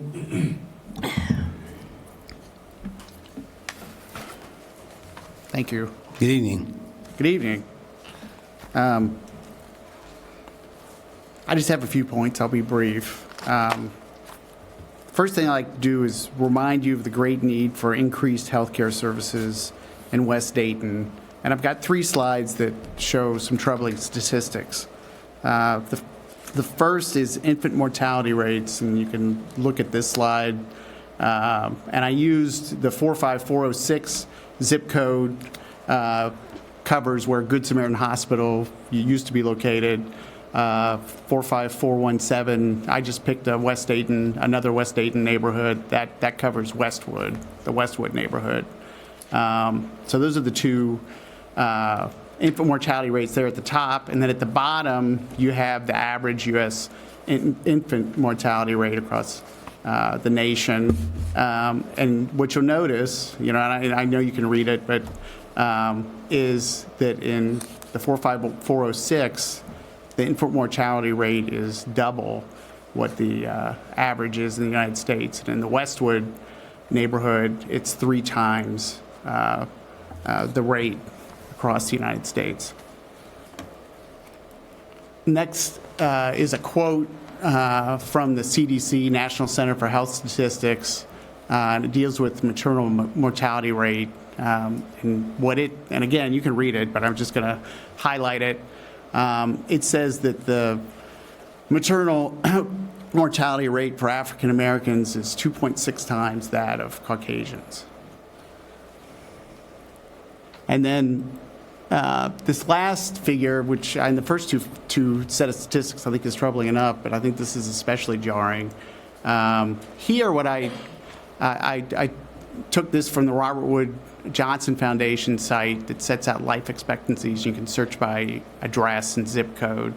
And in my mind, I always associated the closing of Good Samaritan Hospital with the creation of what they used to call Good Samaritan North, which is right outside Englewood and Clayton, or maybe it is in Englewood.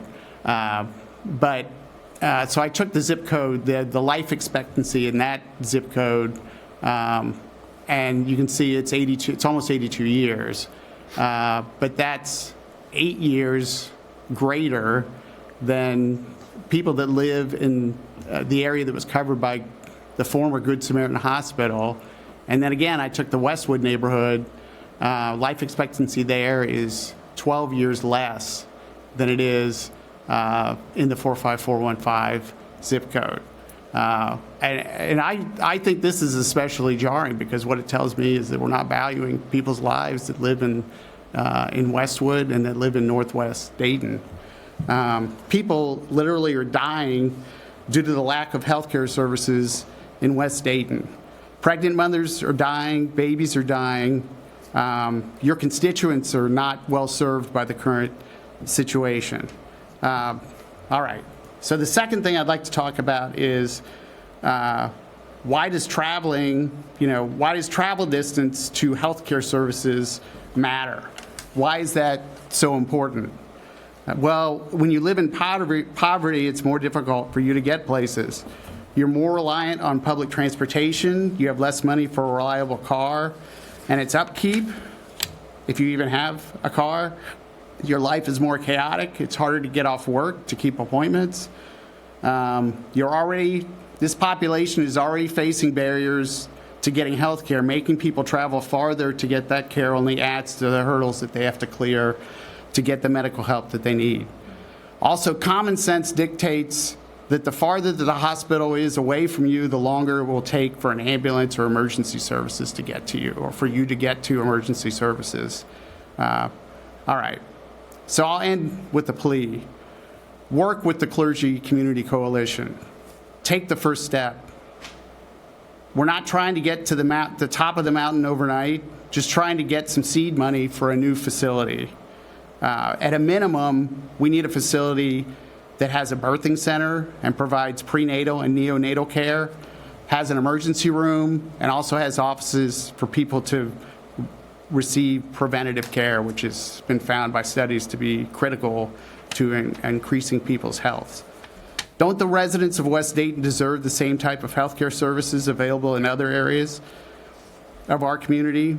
Are their lives somehow worth less than the people who live in the other parts, in the other areas that have medical facilities? If you don't like this idea, what is your solution to this problem?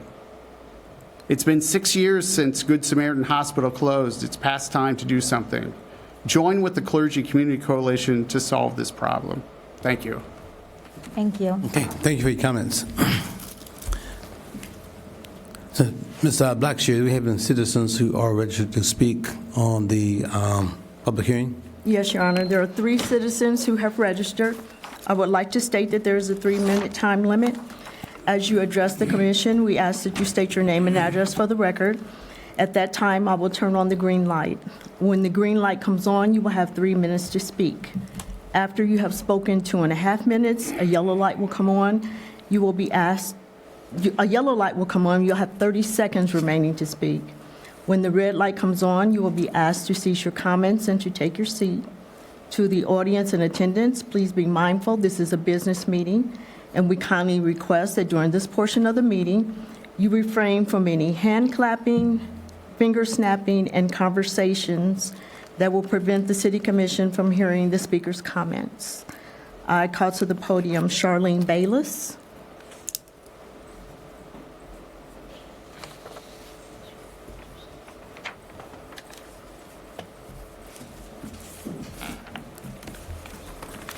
Charlene Bayless, 2422 Patterson Boulevard, 45409.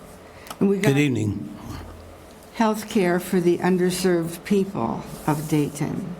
Mayor and commissioners, Omega Baptist Church, where I was gathering signatures for the public hospital petition ballot issue. A woman at another table doing sign-ups declined to support a public hospital, saying she was part of the team whose actions closed and demolished Good Samaritan Hospital. That no one in the city of Dayton could not get needed health care.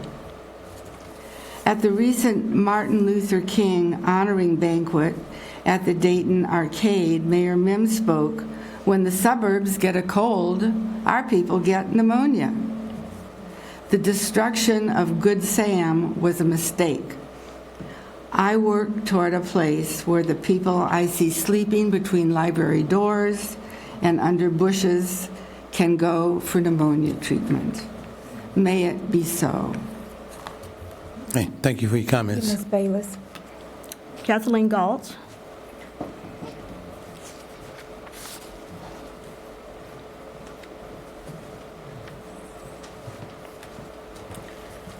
Good evening. Evening. Kathleen Galt, 5066 Safeway Drive, Dayton, Ohio.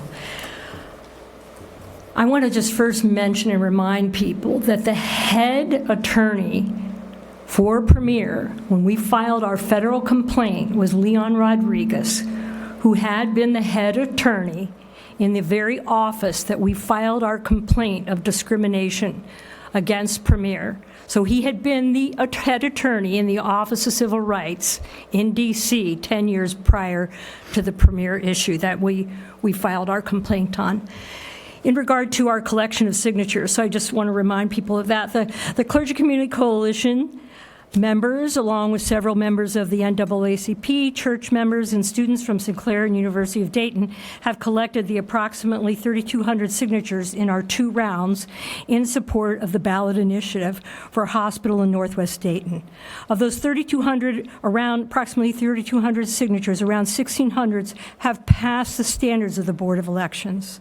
A solid 98%, and this is just from our interaction with the thousands of your residents, a solid 98% of the people we talk with sign the initiative. Most of the people really miss Good Sam and do not feel their health care needs are being met in Northwest Dayton. If the thousands of people we are talking with said, give up on your efforts, we would. but they're not. They keep encouraging us to keep up with our efforts. They are very aware that the only city official who has consistently supported our efforts to push for a full-scale hospital facility built in Northwest Dayton is Shanice Turner-Sloss. They are acutely aware that you are the only one who have stood with us. So I'm asking the City Commission to consider placing our initiative, which again, we haven't met the requirements yet, but we're going to put our initiative on the ballot and put it to the voters. What are you afraid of? Put it on the ballot. You've got 30 days. You could put it on your ballot, the ballot yourself. We continue to ask for the $15,000 to have professionals conduct a health care assessment in Northwest Dayton, so it takes it out of your hands, it takes it out of our hands, and it puts it in the professionals. I'm telling you, the thousands of people we are talking with want a hospital in Northwest Dayton, a full-scale hospital. Thank you so much. Okay, thank you for your comments, Ms. Galt. Lynn Lamance.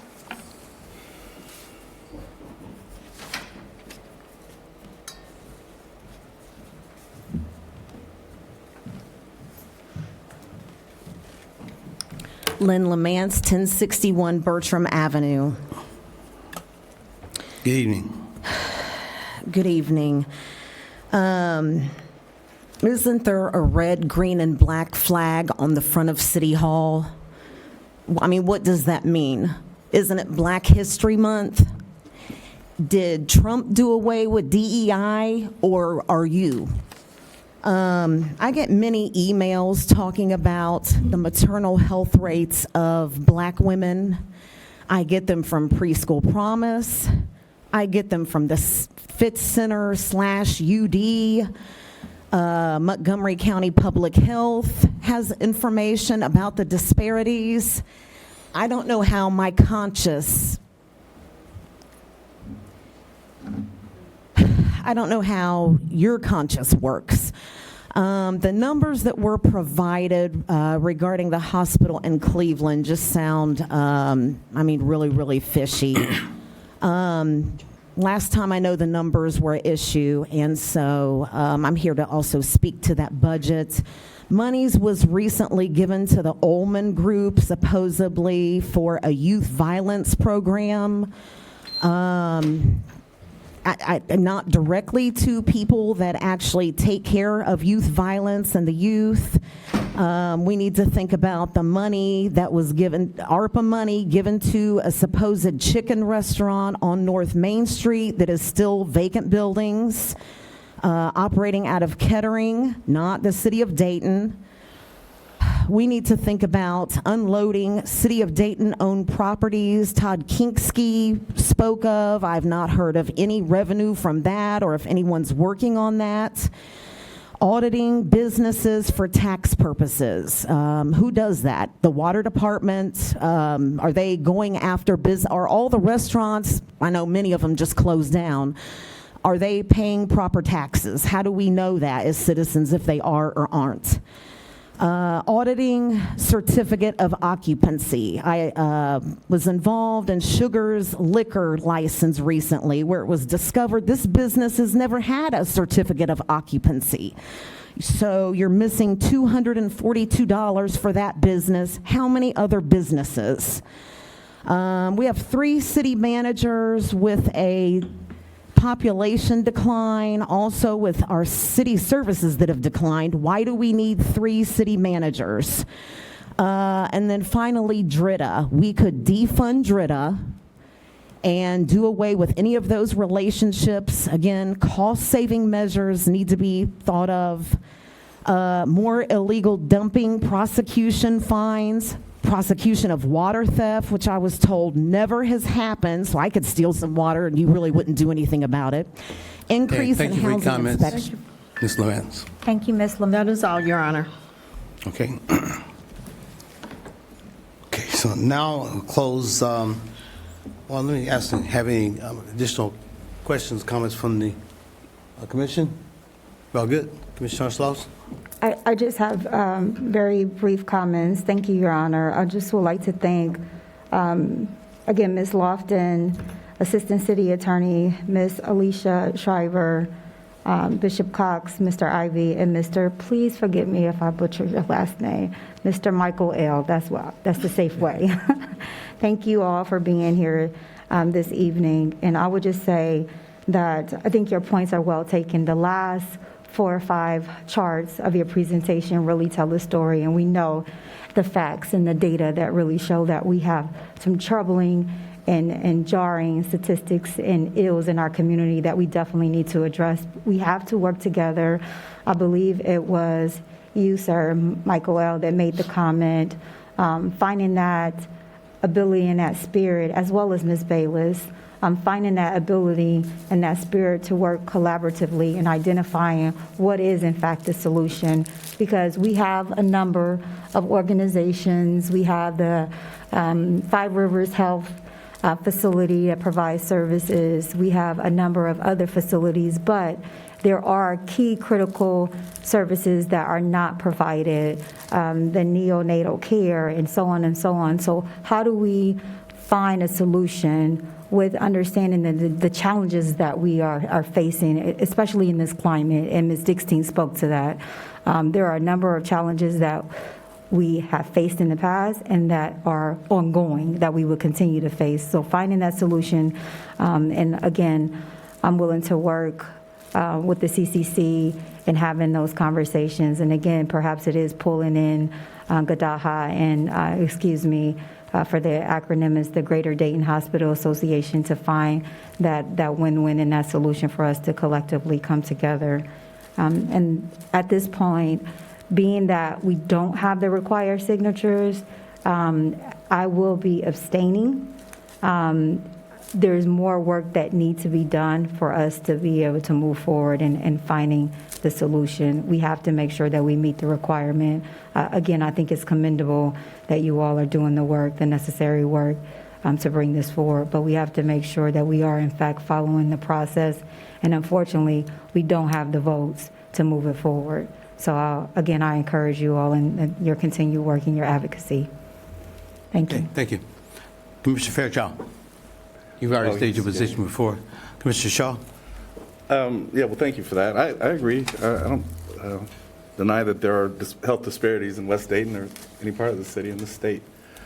Unfortunately, this is not the solve for that, so that's the reason why I won't be able to support it. I hope that, well, we did here. This body convened public health officials and had a conversation about solutions that would be helpful to change health outcomes in our community, and I think we should take advantage of those. A lot of that has to do with building infrastructure and to support home care and other types of solutions like that. None of the professionals in this space thought that building a public hospital in West Dayton would effectively address these issues. So I think we just need to look at alternative solutions, and I think I would join you in doing that work. Thank you. Commissioner Joseph. Thank you, Mayor. Commissioner Shaw, I agree with what you say. It's obvious that there are difficulties out there, and I really appreciate the efforts of the CCC to advocate for those who are suffering from those disparities and those difficulties in getting health care. They're real, they're tough, and in advocating for those folks in our community facing those challenges, they're also advocating for people across the country in similar circumstances. And that's good work, and it's necessary work. However, just like you say, Commissioner, the solution to those challenges isn't here. It's not in giving responsibility for opening and operating a multi-million-dollar hospital to the organization that's really not built for it and doesn't have the funds or the wherewithal to do it. The levy, if it passed, would be $2 million a year, and that's even if you cut in half the estimates that the consultant came up with, that's less than 1% of what we need to run it. So like you and like my colleagues, I'm more than happy to work in dialogue to try to build on the things we've already built in that community to try to alleviate these difficulties, but I can't support this now. Thank you, Mayor. Okay, thank you. So now we'll address, the comments my commissioners have made, because I think you've been very clear in saying that we have pain on a continuous basis when we see the situations when we have many of our young people, as well as those who have gray hair and in between, like myself, trying to find the best way they can live their best life. And as we work in virtually every venue that we can to try to improve the quality of life, we know we always come up short, if you will, to a degree. So we're going to move forward. I'm going to close the public hearing and ask my commissioners, what's your pleasure?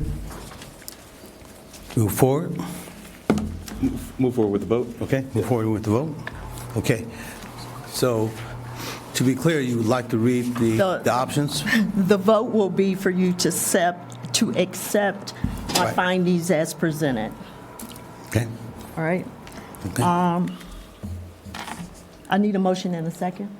I move to accept the clerk's recommendation. Second the motion. Okay, been properly moved and seconded to accept the clerk's recommendations. All in favor say aye. Aye. All opposed say no. Abstain. Aye. Aye. We have 2 abstentions. Can I Let's do you like to do a roll call to make sure? Please, yes. Mayor Mims, Aye. Commissioner Joseph. Aye. Shaw. Aye. Fairchild. Abstain. Turner-Sloss. Abstain. Okay. Thank you.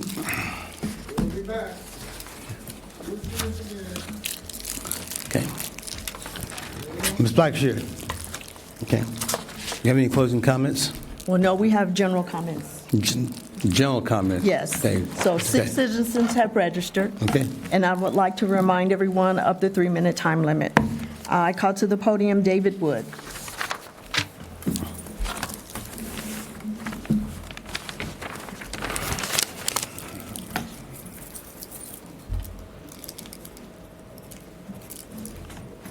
Hello, Mayor and City Council. David Woods, 3030 Lakeview Avenue. Basically, I'm suing Kettering Hospital. I'm suing Kettering City and Inglewood, both for $13 million for a definition of character. As far as Christine McDonald proved that Kettering Hospital lied on me and it got me trespassed illegally, and she's the Civil Rights Commission of Kettering. And she proved that Kettering police also try to cover up stuff. And then my lawyer, Kirk Klein-Smith from Dallas, Texas, doing the medical malsuit that's suing Kettering Hospital. And also I told them my lawyer, Robert Daniel from Kirk Klein-Smith of Dallas, Texas, to do a definition of character suit with the Civil Rights Commission. I have a problem with Channel 7 News, Channel 2 News, and Fox 45 News.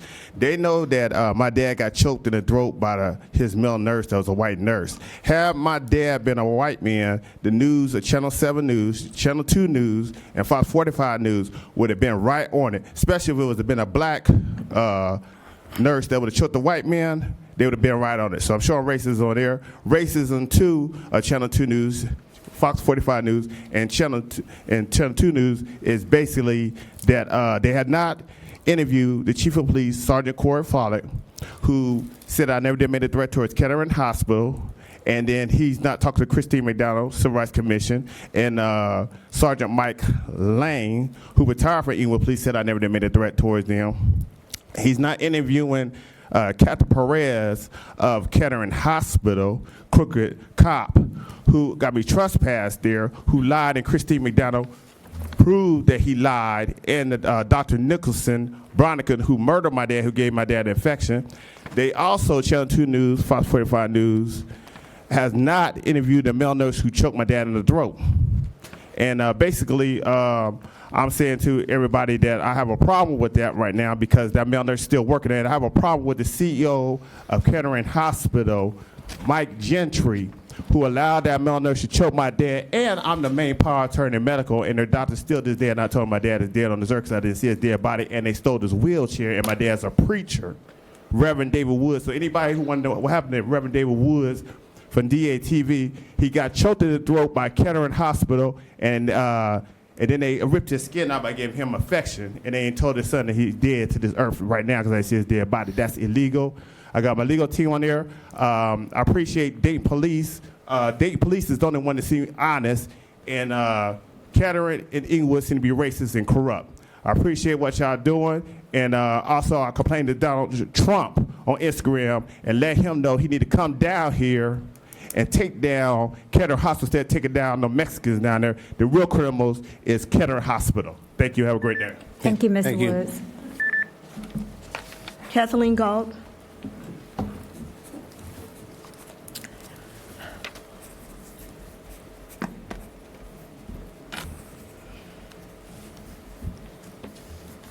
Kathleen Galt, 5066 Safeway Drive, Dayton, Ohio. Good evening. Good evening. Evening. Please? No, I just said evening. I've been to the homeless camps around Dayton. 2 of them out off of Smithville Road behind the old Kroger's. I didn't find anybody harsh or cruel in any sort of way, not objectionable whatsoever to me being there. I was taking food and blankets into those areas. I didn't read anything about when the Dayton police, I believe, requested to bust that camp up. I was in there after it was busted up as well. But now I have visited the homeless camp under Smithville and 35 3 times. Everybody's nice. I take food and blankets. I call the ones that, the places where people have put up tarps right underneath the bridge, those are the condos. Then you can, of the homeless, then you can go into the back and find all sorts of really disheveled tents and circumstances. Again, food and blankets. I encourage all of you to do so. I'll walk down there with you. Everybody's actually very nice. My question is, why can't the city find money for St. Vincent de Paul's men's shelter to stay open? All those ARPA funds, it seems like some of that money could have been diverted to St. Vincent de Paul's. Dayton needs it. There's a lot of homeless camps around Dayton, and all of you, I believe, know it. So a lot of that ARPA funds went to the blighted buildings. Clearly, some of them need to come down, but some of them are questionable when you look at them. And I question, couldn't those funds have been diverted to St. Vincent de Paul's? Also, the tax abatements that are downtown for generally very wealthy people. Condos, buildings downtown. I mean, the residents of the city of Dayton, look how many of tax abatements the very wealthy are getting for downtown.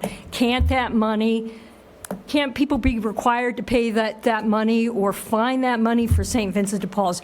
You've got some people in very bad shape. I encourage all of you to go to those homeless sites and see the conditions that people are living in and how much help they need. I encourage you all to do so. Thank you. Thank you, Ms. Galt. Okay, thank you, Ms. Galt, for your comments. Lynn Lamance.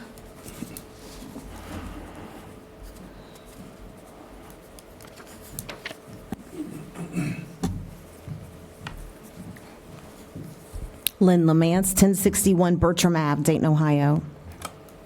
Evening. Okay, so there was you all had made a YouTube video a few months ago regarding boarding up properties, fire prevention, a lot of the fires along the North Main Street neighborhoods. I believe there was another video some months back regarding the dead persons in the vacant building on Broadway. And it sounds really nice, it sounds like, things are getting done. However, I do not see that. 2115 Rustic Avenue suffered a fire. The whole house needs boarded up. 30 Point View, the front window is open. 2337 North Main Street, the front door is standing open. 2115 Ravenwood, the side door has been pried open, and that's a Phoenix Project, Fairview, Premier, whatever the key words are to get that boarded up promptly. 2516 Theodore Avenue has suffered a fire. The whole house is still unboarded after the fire department left. 166 Niagara Avenue, back doors, side doors are open. 276, 278 Delaware Avenue, the back doors are open. That's in the Five Oaks neighborhood. That was a preferred ARPA neighborhood. 29 Marathon Avenue, the front window is open. That's a City of Dayton owned property. 133, 135 West Norman, the front door is standing open. 128, 130 Marathon Avenue, the side door is standing open. 242 Santa Clara Avenue, the front door is standing open. 2149 Salem Avenue, again, Fairview, Phoenix Project, front window, back window is open. 1133 North Main Street, the front door is open. 50 Neal Avenue, the front door is open. 24 East Fairview, the front door is open.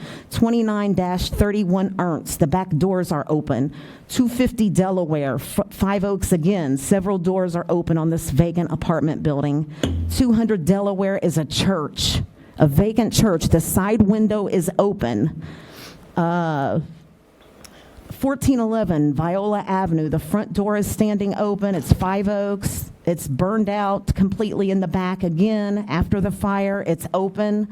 1942 North Main Street, the back doors are open. 41, 43, 43 Fernwood, the back doors and the front doors are open. These have been turned in sometime numerous times to Dayton Delivers app. How many times do we turn things in when it goes unresponsive? Again, fire prevention, if the fire department can please board properties also. Thank you. Okay, thank you for your comments. Jeff Nichols.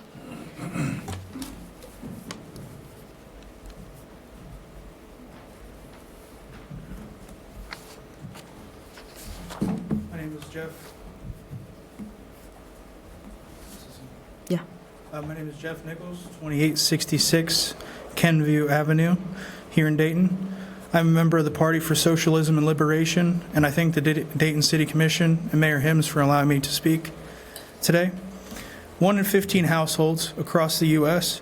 are mixed status households, a parent, aunt, or uncle, maybe a grandparent, maybe undocumented in 1 of 15 households. Immigrants are co-workers, friends, neighbors, and parishioners, not criminals. The ICE raids on schools, churches, and workplaces are not seeking violent criminals, but people seeking a better life for them and their family. Immigrants, both documented and undocumented, commit less crimes on average than U.S.-born citizens. Crime is simply a justification for the violence that is deportation. The Lake and Riley Act passed with bipartisan support. This legislation is a massive attack on immigrant rights, allowing ICE to detain any immigrant, even suspected of a crime, no matter how small, eviscerating due process. In closing, I reiterate that immigrants are not violent criminals and are not responsible for the poor material conditions of the working class. ICE activity is already happening in our area.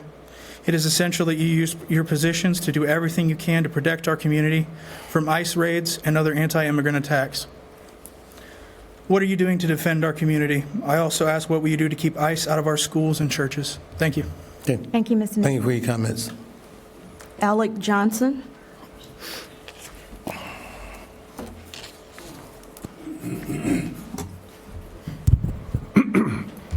My name is Alec Johnson. I remain a proud member of the Party for Socialism and Liberation, PSL. I live at 4822 Hassan Circle in Dayton. Greetings to the mayor, council members, and all those who can hear my voice. I've come to speak in defense of immigrants and in opposition to the war currently being waged against them. I'm here to implore the city of Dayton to play no part in this cruel and unjust war on this vulnerable community. Let's be clear about who immigrants are. People do not make the decision to leave their homes lightly. Most immigrants leave their countries because of extreme poverty or violence, hardships often caused by the same corporations and politicians that are responsible for so many injustices here. The U.S. government uses its power to control the lives of people in this country and all around the world. Where there are governments that won't follow U.S. orders, Washington imposes sanctions that cut the country off from trading and the rest of the world, or even intervenes militarily. In Venezuela, for example, Obama and Trump put sanctions in place that suffocated the economy and destroyed the country's oil industry. Haiti, too, has been the target of repeated invasions and military occupations carried out directly or indirectly by the Pentagon. As a result, large numbers of Venezuelans and Haitians have no choice but to leave their homes to find a safe place to live and work. Let's consider the facts about immigrants that you've likely had a hard time gathering from conventional news sources these days. Immigrants contribute to society and the economy. Billionaires like Trump and Musk want us to believe immigrants are dangerous criminals, but that's a lie. All scientific research shows that immigrants are far less likely to commit violent crimes than non-immigrants.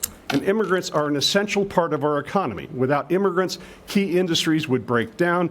Immigrants also pay sales tax and often income tax, unlike the super rich. Mass deportations are a huge waste of public money. The American Immigration Council estimates that the cost of deporting approximately 1 million immigrants in a single year amounts to $88 billion. Trump wants to send tens of thousands of heavily armed cops into communities across the country to carry out military-style raids that round up millions of people and send them off to Guantanamo concentration camps. If he can get away with unleashing a reign of terror like this against immigrants, why would he stop there? Any number of us could be labeled the enemy within and be subject to the same treatment. Union organizers, people opposing war and genocide, communities standing up against police violence, anyone who wants to get in the way of Trump and his billionaire partners could be next. Local resistance to the billionaire's agenda is growing, as last Saturday's well-attended anti-ICE rally in Courthouse Square confirmed. Across the country, support for immigrants continues to swell, and the Dayton area will be no exception. The Commission has an opportunity to display inspiring leadership in this area or increasingly fade into irrelevance. Thank you. Okay. Thank you. Thank you for your comments. Ebony Hastings.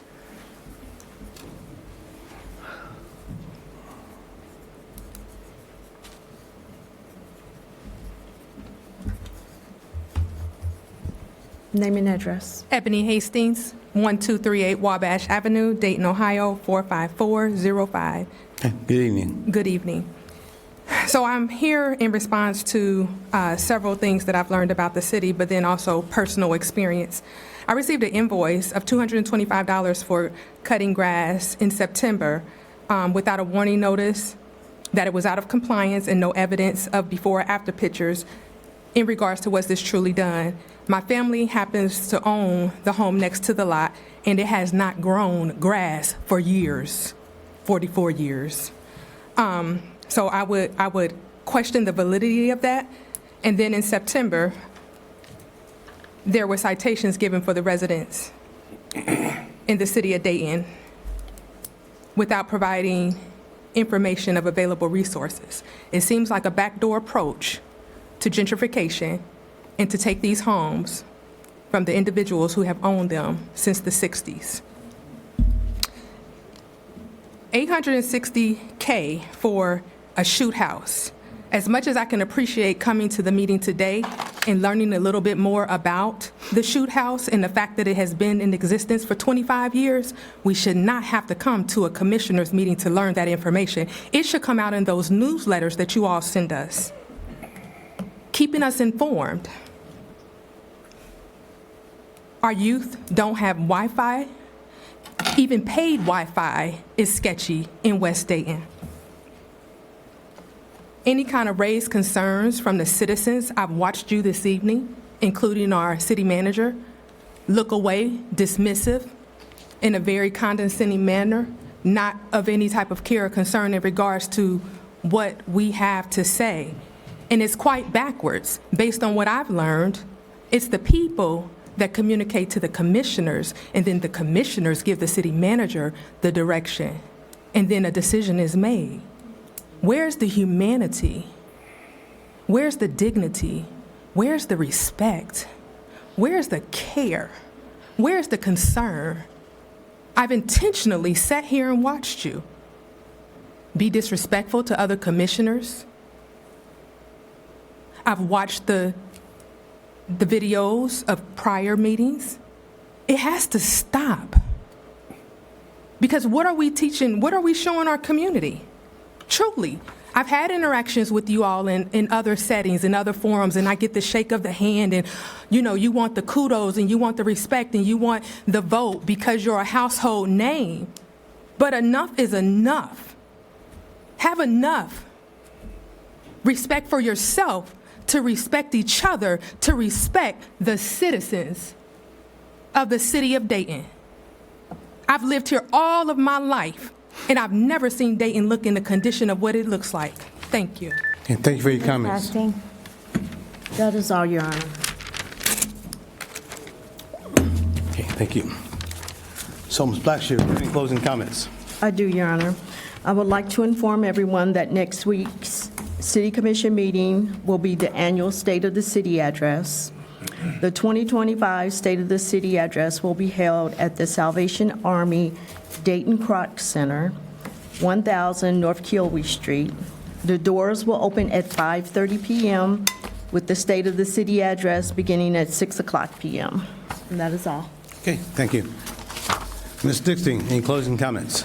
Your Honor, just a couple. One, I want to acknowledge the addresses that Ms. Lamance listed off. We all received an email, so of course staff will look at those and continue the work. As you all know, we can board up or close up a property and within hours it's reopened or whatnot. So it is a frustration for the staff as well as the community, and we're aware of that, but we will make sure to go through and look at those.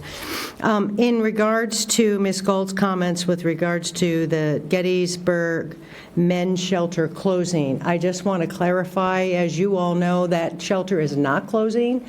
We received notice from St. Vincent de Paul that they were no longer interested in operating that shelter, citing a number of things that they quite honestly hadn't chatted with us about previously. That prompted the city and the county to put together a couple of RFPs for an operator, new operator, and new service providers. Those are underway. Selection is in process, and actually had a number of organizations reach out and contact us who are interested. So the city of Dayton, along with Montgomery County, are very much committed to keeping the men's shelter open and continuing to provide quality services to those men as they get their feet back under them and are able to transition. So just wanted to clarify that. Okay. And that's all I have, Your Honor. Thank you. Commissioners, closing comments. Commissioner Turner-Sloss. Yes, thank you, Your Honor. Thank you, Ms. Dixon. I just want to pull on that thread just slightly. Thank you for providing the additional context as it relates to Ms. Galt's comments for St. Vincent de Paul and the Men's Gateway Shelter. From my understanding, the proposal has already been awarded, or the RFP has already went out, and it has been awarded, the proposal has been awarded to Homeful to act as the case manager, right? And then the RFP is now on the street so that the operator could be awarded. Correct. The operator, and I believe that's very close to closing if it hasn't already. Yes. They're very close to selection for the operator. Okay, thank you. And then, too, just a point of clarity, St. Vincent de Paul, will be operating until, is it June of 2025? So we do have some time, hence the reason why there's an aggressive movement. So in fact, there is no interruption of services, if you will, from the city and the county, and they're working vehemently to make sure that the services are continued. So we're definitely on it. Thank you for your comments.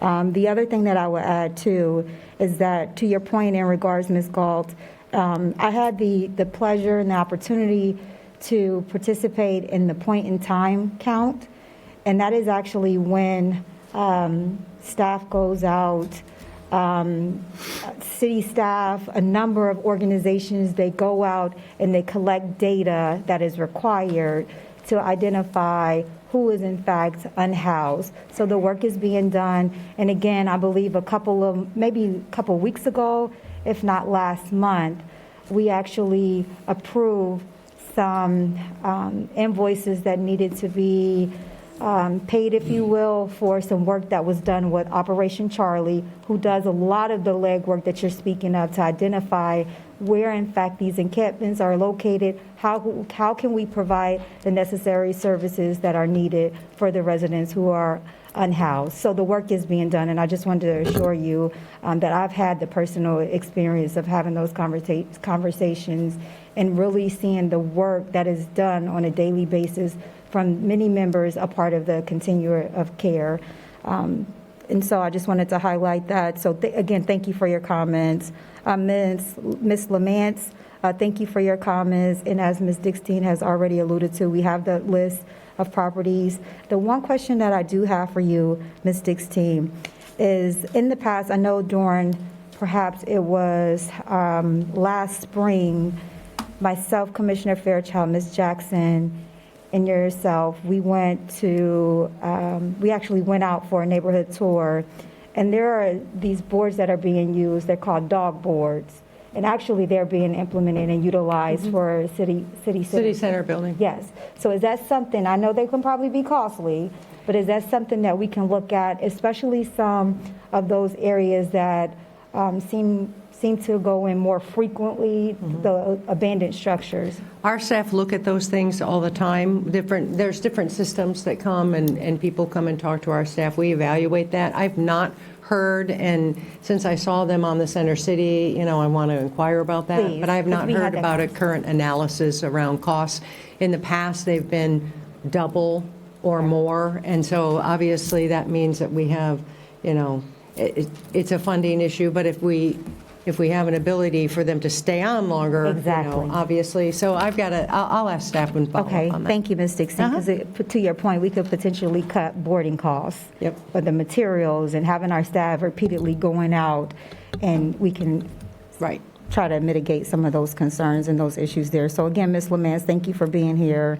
Mr. Nichols, thank you, and Mr. Johnson for your comments. Ms. Hastings, thank you for your comments. Thank you for being here this evening. I would encourage you to your point, we have to do a better job.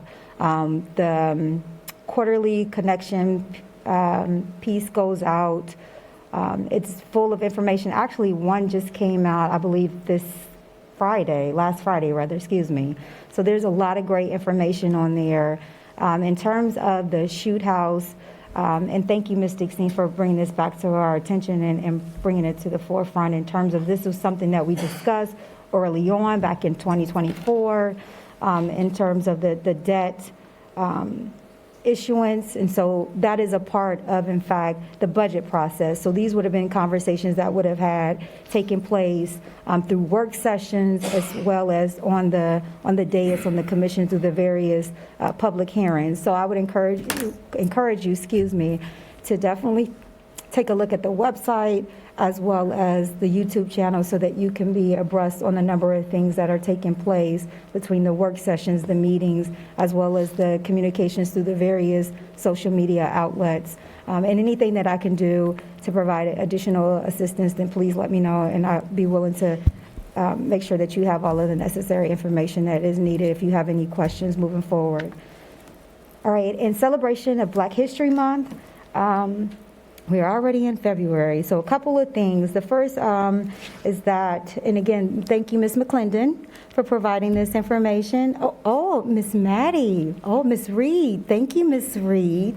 Thank you very much. So in celebration of African American History Month, Black History Month, the Dayton Women's Club is hosting a history series, A Voice for Social Change. They will take place on Saturday, February the 8th from 2 to 4 p.m. A talk with Dr. Amy Hobbs Harris about Holly Quinn Brown, an educator and activist who helped start African American Women's Club. Tickets are $10 and they must be purchased in advance. And also at the Dayton Metro Library tomorrow on Thursday, the Historical Legacy of the Divine Nine panel discussion from 6 to 7:30. Learn about the Divine Nine, which is in fact the historic Black Greek letter organizations. Myself, member of Delta Sigma Theta. I had to put that shameless plug in there, right? And also, again, just want to encourage people to come out and learn more about the impact on African American history, culture, education, and social support. Last but not least, tomorrow is the grand opening at 10 a.m. for Home Foods' new grocery store on Gettysburg. They call it, what is it, the address? We don't have the address, but nonetheless, we'll get that out. Just say where the Carlson School is located. There you go. Yes, thank you. Thank you, Mayor. And that's all I have. Okay, thank you. Commissioner Fairchild. No comments tonight. Nothing here. Nothing. Yeah. Mr. Joseph? Two, Mayor. First is, joining the theme, Commissioner, with Black History Month, there is a Black History Mausoleum tour at Woodland Cemetery to explore the stories of George Cooper, James Parsons, W.S. McIntosh, and other groundbreaking and heroic African Americans from Dayton's history this Saturday at 2 p.m. at Woodland Cemetery. And relevant topic, of course, International Peace Museum has a new exhibition called Ubuntu in Action, the Peace Corps Experience. It opened January 31st, runs through March 21st. Go see it if you can. It talks about the role of art and visual storytelling in promoting peace, cultural exchange, and global cooperation, things that are sadly and sorely needed right now. So thank you, Mayor. Thank you. I'd just like to close by recognizing the 4 African-American mayors that we have for the city of Dayton: James H. McGee, Richard Clay Dixon, Ryan L. McLean, and Jeffrey J. Mims, Jr. Okay. Additionally, I'd like to also note on, I'm not sure of the date, but he passed away on February the 3rd, 2015. Charlie Sifford. Charlie Sifford was the first African-American golfer to play in a PGA golf event. He was the first one to play after the aspect of playing golf was prohibited by the PGA Golf Association for African-American players. So just wanted to note of that on this particular day because of the great work that he had done also in creating the legacy for so many young African-American golfers who came behind him. Additionally, I'd like to say love and peace for all, hatred for none. With no further business to come before this commission, this meeting is adjourned.